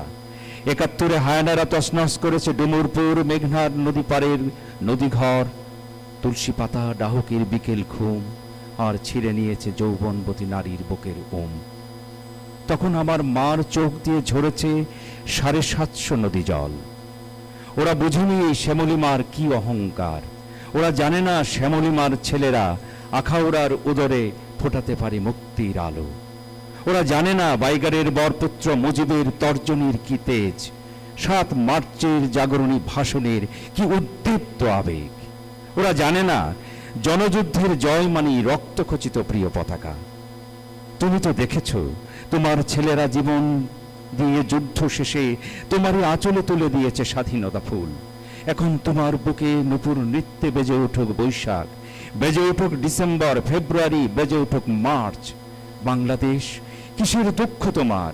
দুঃখ তো নেই মুজিবের বজ্র উচ্চারণে, কানু, লালন, রবীন্দ্রনাথ, নজরুলের গানে, আর জীবনানন্দের ধানসিঁড়ির তীরে। কেন তবে দুঃখ পাও হে বাংলাদেশ? তুমি তো বেশি দূরে নও, এই আমাকে দেখো।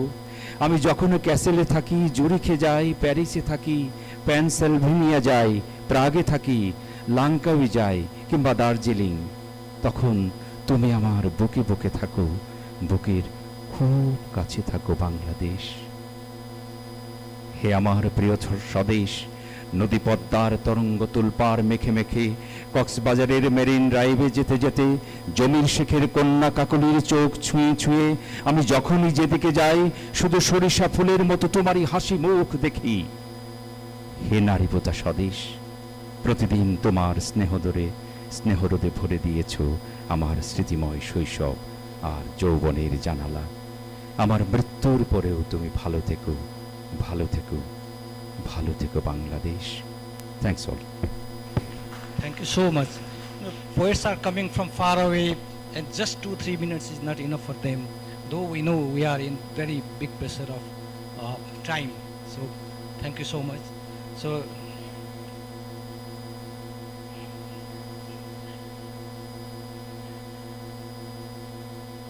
I would like, I request them to read only in English. Only in English. Yeah. Okay. So, okay, madam, and you. And now I would like to request poet Barsha Das to read your poems in English.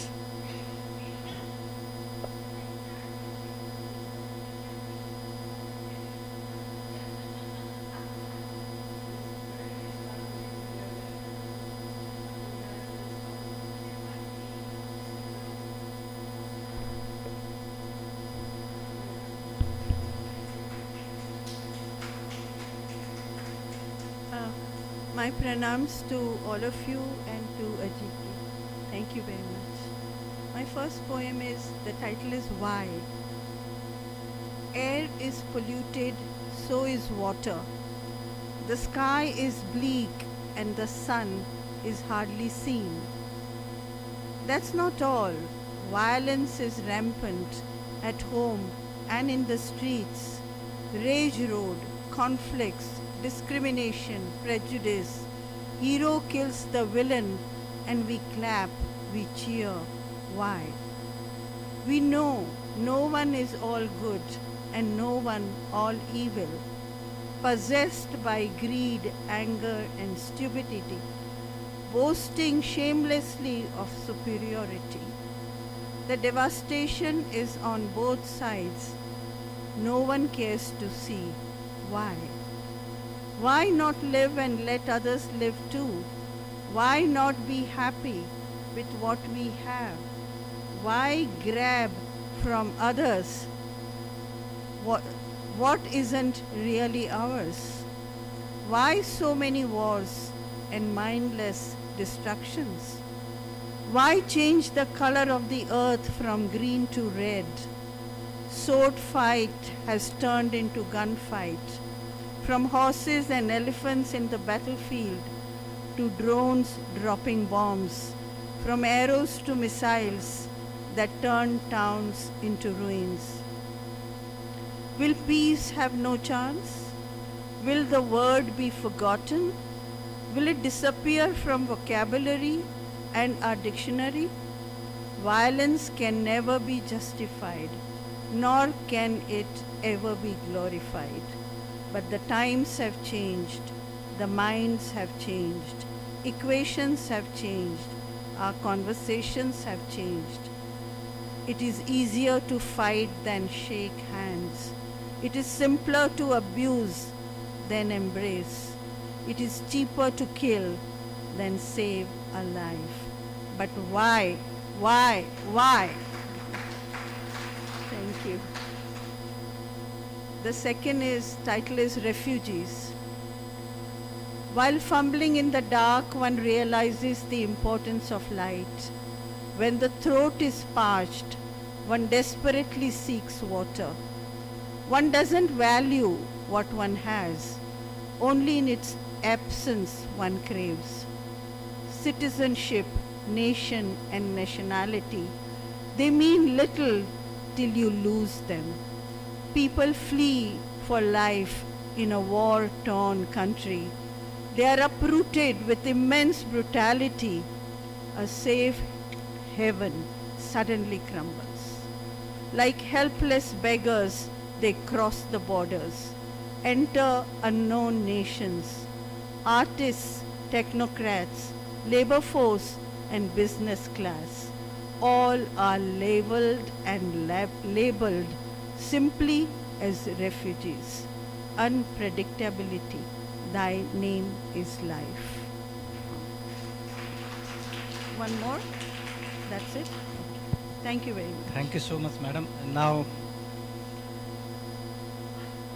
One more? one more, okay. Okay, thank you. Short one, yeah.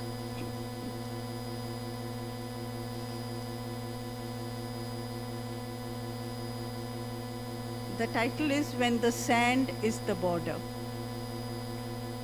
Whether on this side of the border or on the other, sand of the same color is all over. This is the desert of Thar, where Manto's crazy characters asked, which is Hindustan and which is Pakistan? I also ask, on which land do I walk when the sand is the border? Faces are the same, so is the language. Who is right and who is wrong? Who will decide? Sand flies from here and settles there. It freely moves like the clouds and the rain. No one can tie it up, and yet man draws lines, gets tied up by his own shackles. I wish I can become a seed, get dropped from a sparrow's beak, and sprout anywhere like the clouds, sand, and the rain on this side of the border or on the other. This earth is ours. So is the air, water, and the sky.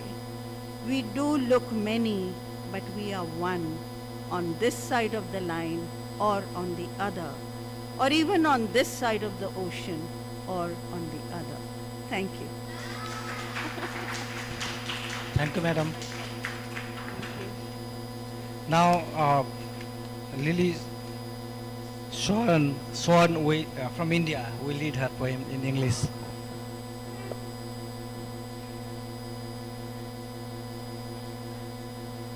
That was a wonderful reading, ma'am Varsha. Thank you for it.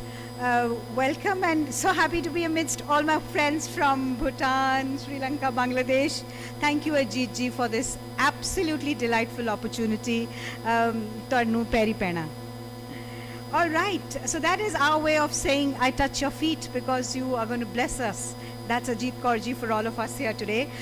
Without saying much, because it's been quite day today, let me start with my poem titled Treacherous Breaths. Gaza, O land of treacherous breaths, where birds, babies, and blooms may wither without a warning, where mothers sing lullabies in hushed tones for fear the song may freeze on their petrified lips. Gaza, O land of a million graves, where roses never recite poetry for romantic souls, only lie in putrid heaps of mangled limbs. Let us smell the fragrance of love. Let us smell the fragrance of love. Spare us the hateful stench of death. Gaza, O land of traumatized youth, where revenge simmers beneath pale faces, where fathers look with vacant eyes at progeny deafened with bazooka fire, asking the meaning of Israel. Gaza, O land of ancient history, cradling culture in its womb, protect yourself from tanks and guns. Let children play and shriek with joy. Let bombardments take a welcome break. O Gaza, O Gaza. Thank you. Thank you very much. And I go on quite in the same vein, I think, because aren't we all thinking about the similar things? My poem is called Revolutions of Thoughts. It's so easy to try and revolutionize the country, the world. How about our own thoughts for a change? Here goes. Revolutions need not be earth-shattering. They could be wisps of floating feathers on a breezy day, seeping into our deadened psyches with caressing hands, awakening our whimpering conscience with a gentle prod, shaking up our noble values and spiritual auras. Let the world rise up to heal with soothing balms. Let religious strife go on a permanent strike. Let hatred ride away on galloping steeds. Let communal, racial biases be dead as dodos. Let power tussles be ensheathed in silken tourniquets. Love ragas will purge us of our ferocious fanaticisms. Superiority chess games and imperialistic plans go up in smoke. Greedy grabbers, warmongers, and hate spreaders will be warned. Financial embezzlement won't paralyze economies. Murderous holocausts won't be there for us.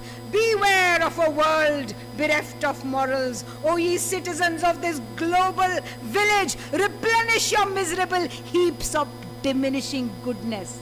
Set in order your smashed into smithereens universe. Get the magic back into a daily grind. Let's vow to leave behind a better world for our children, not ravaged by war, not maimed by hate. Let's begin by revolutionizing our own thoughts. Thank you. And while I go, I also pay homage to my father who came from across the border. And it's titled Hearts Are Borderless. Last, and I'm going away. This is for my father. In his late 80s, frail with a determined chin, eyes searching the horizons for his lost motherland, how could a line drawn on a map decide that his home was in another country now?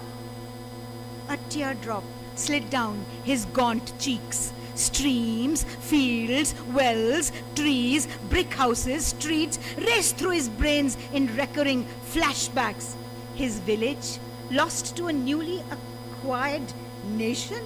His best friend and the marbles that he had hidden gone forever? Partitions are not just barbed wires and walls, or flags fluttering over imposing structures. Borders split hearts into precious shards and shrapnel, searching identities and a sense of belonging. My father, his home now in what is Pakistan, bemoaning the loss of his roots, sitting in Chandigarh, a modern city of India. Punjab, cleaved into two in 47 amidst colossal loss of life. borders are on land. Hearts have no borders. Bhangra, Roti, Salwar Kameez, Punjabi. You can't put partition a joint cultural heritage. We dance and we even curse alike. We laugh at similar things. Our proverbs talk of Bulle Shah and Rumi. Berlin Wall could be broken. Why can't our fragments be repaired? Thank you. Thank you so much. So now it's my own turn to read poem.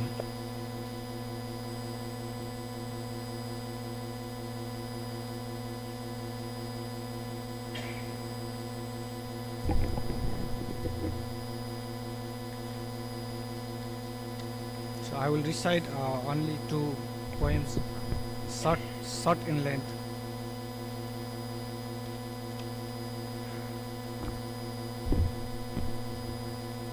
The title of the first poem is Life Drop by Drop.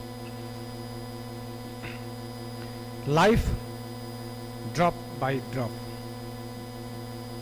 This life shall be spent dripping drop by drop. Granted that it has to finish someday, but before it is completely spent, may it fall drop by drop like beads of sweats and fall on seeds, seedlings, green leaves and flowers. If that happens, we can sprout once again, grow verdant and blossom in flowers, and spread fragrance everywhere in the wind. This life, drop by drop. Thank you. The second one is dedicated for the Palestinian children. The first poem was translated by my friend Mahesh Paudel, and this poem is translated from Nepali by a renowned Nepali poet Syamal. The title Syamal Adhikari, he is a poet in Nepal. The title of the poem is Don't Kill Us. Don't kill us. Arrived recently, we are here. Arrived recently, we are here. There is a reason for us to be here. Since we wanted to complete the jobs that you had left incomplete. Since we wanted to sweeping out the dust, sticking in your dreams. Since we wanted to shining the civilization you nurtured. Since pollution is rocketing and temperature is surely riding up and nature is at the crossroads. Since we wanted amplifying our life, dwindling the pollution. Since we wanted dreaming ourselves a little. Since we wanted dreaming ourselves a little, just rooting at a new plant, just rooting a new plant, just cultivating a new crop, just building a new school, fetching colors from Mother Earth. Since we wanted completing the painting you had left incomplete. Since we wanted to give a Midas touch to the melody that you had left incomplete. Don't kill us, man. Don't make us wounded, since we are just your clone, since we are just your blood and senses, since we are just a sides of your eyes, since we are just your future. Don't kill us. Thank you. So, though poetry needs patience and peace, but at this time with a very pressure, we did. This session is almost complete now. I would like to thank all the poets who recited their poems with immense pressure, and I would like to thank to all of you who listened to us, who beard us. And now with my poetry, with my poem, this session ends now. sincere. Thank you so much.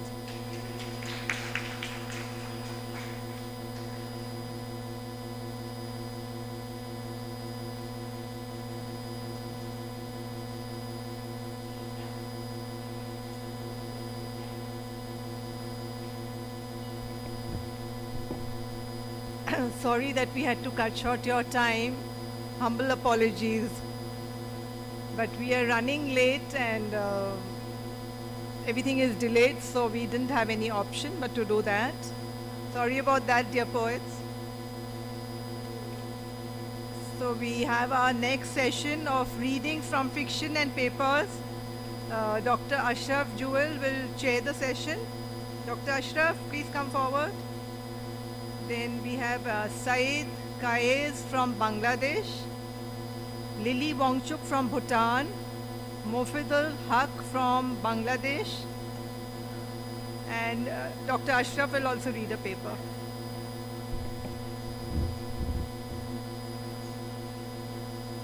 Where is Shayed Kaez? I don't know if I'm pronouncing it wrong. Shayed Kaez, are you here?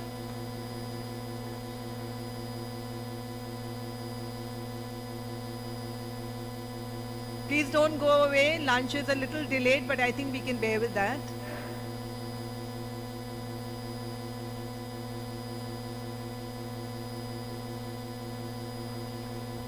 Dr. Ashraf is a poet and a short story writer. In his professional life, he is a doctor, physician. And his bio is on page number 1, which you can have a look at. And I hand over to Ashraf.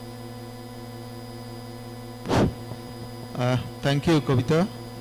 Though it's late, but we have to complete our session before lunch. So we have a very brief discussion. Only 3 panelists are here. So we'll try to complete our session by the time what we have given. So I would like to request to present your paper, Shahid Kaez. It's a, no, it's paper presentation session. So I'd like to request Shahid Kaez to present his paper. So, what war is actually, from the morning there is a discussion that what war is. War has different kind of dimensions, and we saw for last almost 40 years there is a war is going on, and against this war a person who is in front of us, Ajit Kaur Ma, she is doing a fight against the all odds, and she is trying to keep peace through the war of literature. So we would like to thank her to continue this kind of war against all odd and all the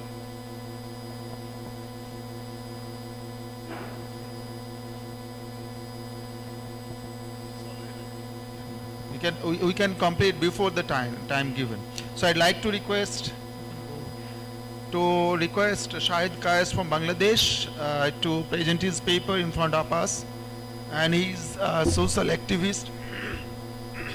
He is doing his war against a lot of wars in his country and in his field. So Shahid Kaez, I'd like to request you to present your paper.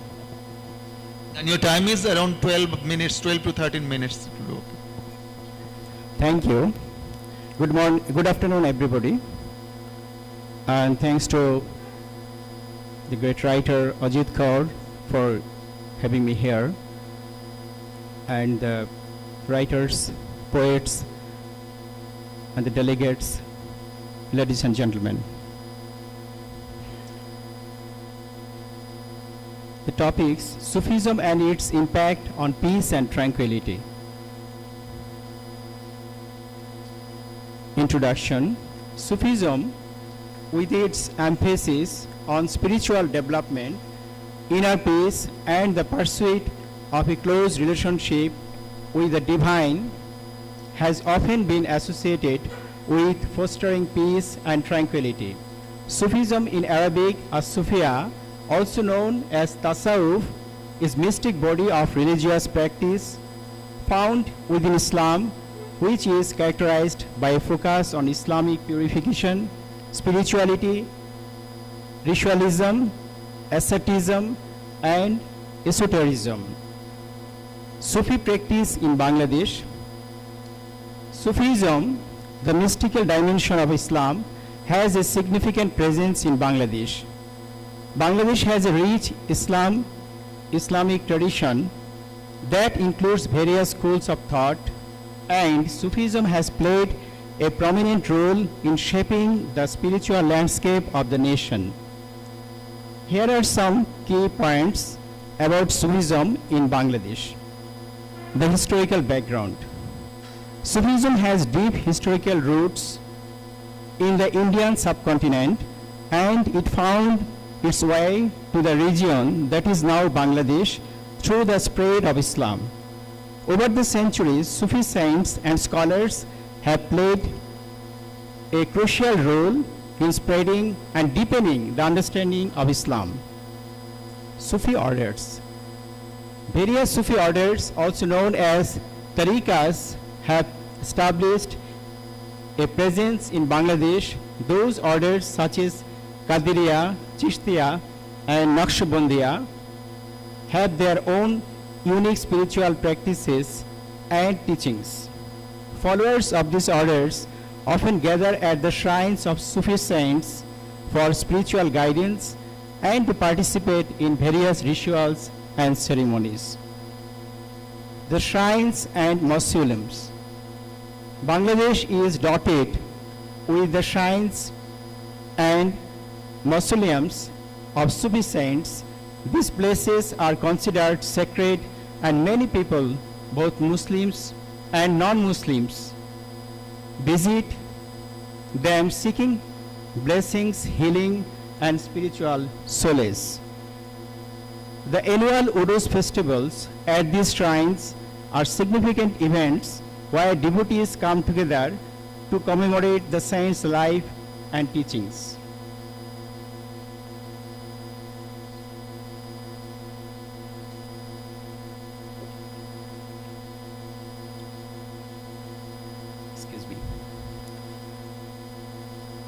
Syncretic traditions. Sufism in Bangladesh often exhibits a syncretic character, blending Islamic mysticism with local cultural traditions. This syncretism is reflected in the music, poetry, and rituals associated with Sufi practices in the country. Literature and poetry. Sufi literature and poetry have made a significant contribution to the cultural and intellectual heritage of Bangladesh. Many Sufi poets have composed verses that express love for the divine and the mystical journey of the soul. Now, impact on society. Sufism in Bangladesh has not only influenced religious and spiritual practices, but has also played a role in social and cultural development. Sufi teachings often emphasize love, tolerance, and compassion, contributing a harmonious social fabric. Contemporary relevance. In contemporary Bangladesh, Sufism continues to be a vibrant and influential force. Sufi leaders and scholars are involved in various educational and social activities, promoting a moderate and inclusive interpretation of Islam. Overall, Sufism in Bangladesh is an integral part of the country's religious and cultural tapestry, contributing to the diversity and pluralism within the Muslim community.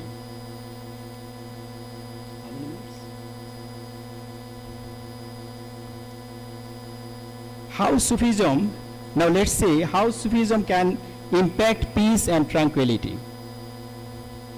Here are some ways in which Sufism can impact peace and tranquility. The inner peace. Sufism places a strong emphasis on the purification of the soul and the development of inner peace.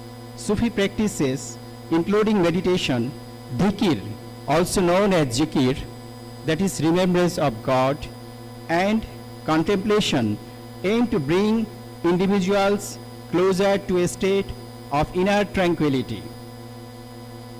By cultivating a peaceful inner state, Sufis believe they contribute positively to the overall well-being of the society.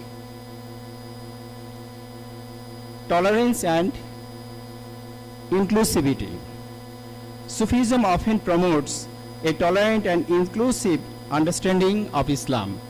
Sufi teachings emphasize love, compassion, and acceptance of others, regardless of their religious and cultural background. This emphasis on inclusivity can contribute to peaceful coexistence and understanding among diverse communities. Now let's see community services. Many Sufi orders engage in social and community service as part of their spiritual practice. The concept of serving humanity as a way of serving the divine is integral to Sufi philosophy.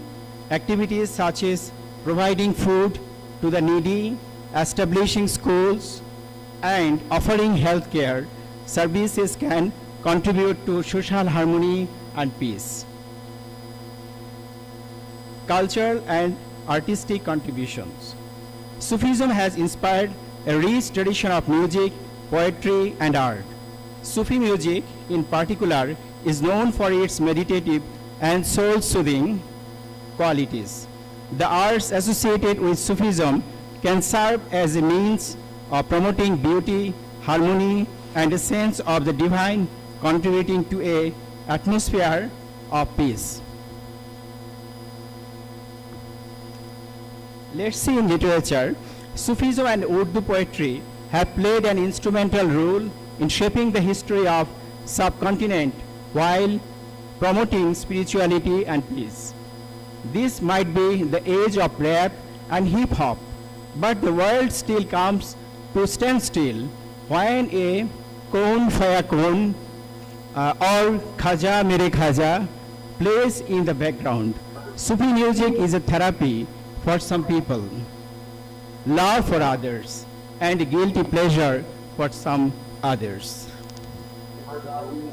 Classical music has its own charm, and Sufi music is one of the extended branches of classical music. The subcontinent has seen many great poets who have composed hundreds of prophetic poems. From Amir Khusro to Bulle Shah, there is a long list of Sufi poets who have blessed the subcontinent with their presence. While Sufi culture is often associated with Islam, there have been great teachers like Kabir who took Sufism to the next level and used it as a sacred thread to blend communities together. The hypnotizing songs that we listen to today are due to the rich literature written and preserved by the great Sufi poets that once walked upon this earth and spearheaded the movement of enlightenment. Some of the greatest Sufi poets are Ghulam Farid, Sultan Bahu, Bulle Shah, Lal Shahbaz, Kalandar, Maulana Rumi, Kabir Das, and Mir Tuki Mir, Amir Khusro, Mirza Ghalib, and others. So conflict resolution. Sufi leaders and scholars, because of their emphasis on love, forgiveness, and reconciliation, have historically played roles in mediating conflicts with Muslim communities and beyond. Their teachings often encourage peaceful resolution and discourage violence. I just skip 2 points. And the last, spiritual healing. Sufism recognizes the connection between the spiritual and the physical. Practices such as Sufi healing, rituals, and the recitation of specific prayers are believed by followers to have therapeutic effects on both the body and the soul, contributing to overall well-being and tranquility. While Sufi's impact on peace and tranquility can be profound, it's important to note that interpretations and practices within Sufism can vary, and not all individuals or groups may share the same views or engage in the same activities. Additionally, the historical and cultural context in which Sufism is practiced can influence its impact on peace and tranquility in different regions. Thank you very much.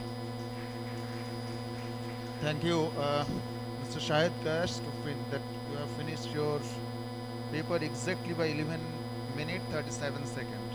So from the morning, I think you are the most,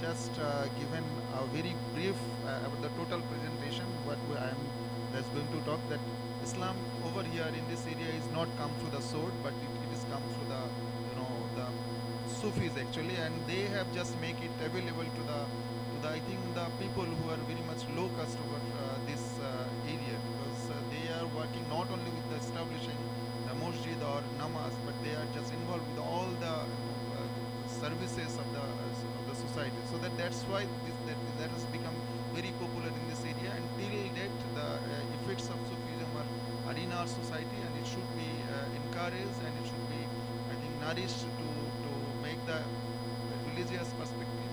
We are not with the fundamentalists, rather we are with the Sufi. Yeah, thank you. So I'd like to request Lily Wangchuk from Bhutan to present her paper, and again I like to request her to restrict her paper within 12 to 13 or 14 minutes. 10. Okay, I think 10 to 12 minutes is, I think, will be okay for your paper. Very good afternoon. Thank you very much for this opportunity to share my perspective, for the invitation to Foswal Literature Festival. I'm a non-creative writer, so what I'm going to share today is largely experts from a book that it's currently in progress. It's largely based on my own experiences in seeking the truth, which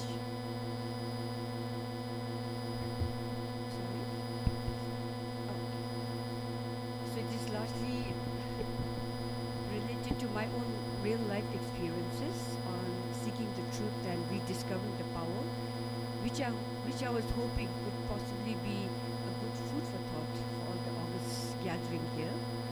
So I don't have a presentation, but it's largely going to be a perspective that I'm going to be sharing. I was 6 months old in my mother's womb, and my mother was attending to my father in the hospital. My father was having a conversation with the doctor. Tomorrow, when you abort my wife, it should be done without her knowledge. I'm dying in 6 months, and I don't want my mother or my wife to suffer in my absence. So I've already told her that she's going to be going through a medical examination. So this should be done without her knowledge. My legs, my hands just froze. I was pained with the fact that my father was plotting to get me killed. I was so hurt. Next morning, my mother was taken to the operation theater, and she was heavily sedated, and I was trying to wake her up. I was screaming inside her, but my screams were mute. We were in this operation theater.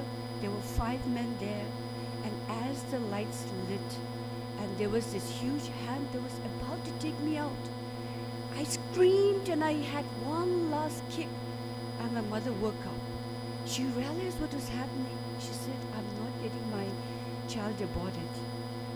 I cannot do this. She screamed, and that was the beginning of a really strong bond established. My mother was crying, and and so was I crying. And I only survived out of sheer love of my mother. A month after I was born, my father died.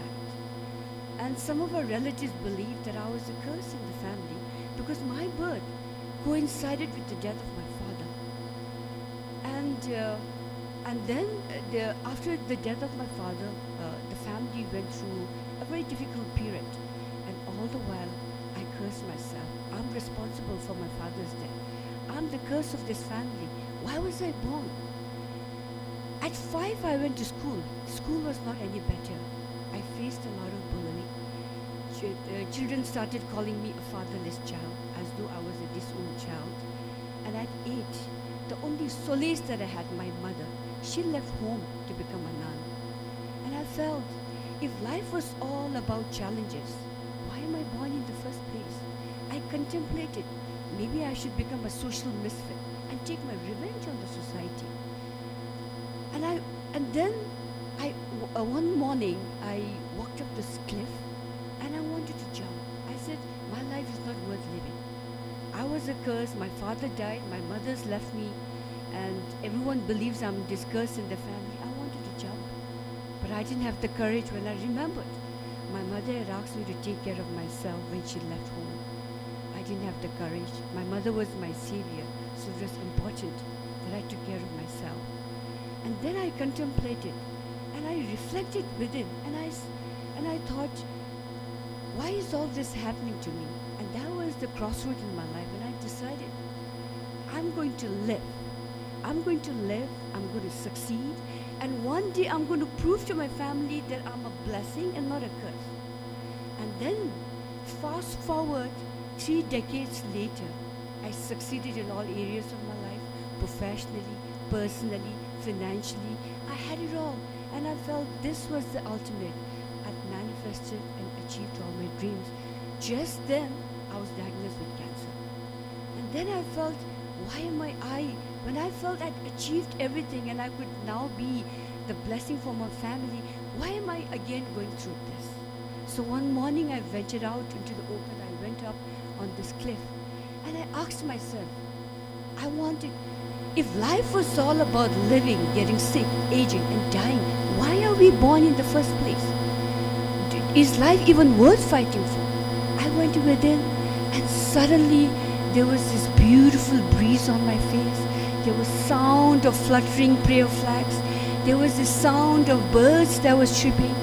And when I looked down at the capital city, everything around looked beautiful. It was so beautiful. It was like re-experiencing my life all over again. And at that moment, I felt I was so grateful I'm alive. Life is worth living. And I realized all my life, my energies were focused on succeeding, being a pride of the family. I was living for my family, and I felt I'd forgotten to live my life. I'd forgotten my existence, and I wanted a second chance in life. But then I was not content just working on that. I wanted to find the root cause. I said I'd been a fairly good human being. Intentionally, I'd not cause harm on another human being. So why am I going through this condition? So when I started going within, that was the time when I saw myself in my mother's womb, and I got all the answers. And that was the biggest resentment. 6-month-old, when I had developed this huge resentment towards my father, had impacted my entire life. My whole life was revolved around this feeling of abandonment, not wanting, not love. So in the process, I inflicted a lot of pain on myself. I felt all my life I need to suffer. All my life I need to be a workaholic. All my life I'm not good enough. So my entire life was conditioned from this experience I had when I was in my mother's womb. And since then, this was back in 2012, since then I wanted to seek the truth. I said, how can I overcome this resentment? Because I don't want to hold resentment towards my father. I want to get better. So since then, now I think my spiritual journey, my spiritual awakening began. And over the last 12 years, what I've realized is all of us are energy. made up of trillions of cells. Energy, including our emotions, feelings, thought, action, everything is energy. And human beings are incredibly powerful beings. We have unlimited potential. We have unlimited potential, and at the time we are born, we are embodiment of purity, love, compassion. But as we grow up, the contaminated society feeds our subconscious brain with a lot of negativity, a lot of limiting beliefs, a lot of negativity, a lot of violence, a lot of negative emotions. So much so that 95% of our subconscious brain, which is actually the dominant part of our brain, is filled with negativity. So, also to share, there are three parts to our brain. We have the neocortex, the newer brain, which is a brain that holds information about what we know. Then we have the limbic system, the midbrain, that actually holds information about what we've learned. For instance, like driving, like dancing, for instance. Then we have the primitive reptilian brain, which is the storehouse of all your traumas, phobias, negative emotions, and that controls 95% of our brain is controlled by the subconscious mind. In the process, we end up becoming victim of our subconscious. We end up becoming victim of our mind rather than being a master of our mind. So much so that we have no control over our emotions. So much of negativity. So also if we, relate that to Putin. If you look at Putin's childhood, his childhood is all traumas. I think his father was badly wounded during the Second World War. His mother almost died out of starvation. He had faced a lot of bullying. So for a child that has seen a lot of negativity and violence in his childhood, is only going to be carrying that. Similarly, Ismail Haniyeh, the leader of the Palestinian and Hamas, he is also a child that has literally grown up in a refugee camp, seen a lot of injustice, seen a lot of poverty, seen a lot of indiscrimination, and totally indoctrinated, indoctrinated. So obviously a child who is brought up in an environment like that is only going to know revenge, is only going to know violence. Today, most of the wars are fought because of religious beliefs, cultural beliefs, and every religion claims that is the truth. But the fact is, being religion and being spiritual is different, because religious is a set of beliefs, and when we are religious, we are only following a religious belief. But the truth is, it's spirituality, because the fact is,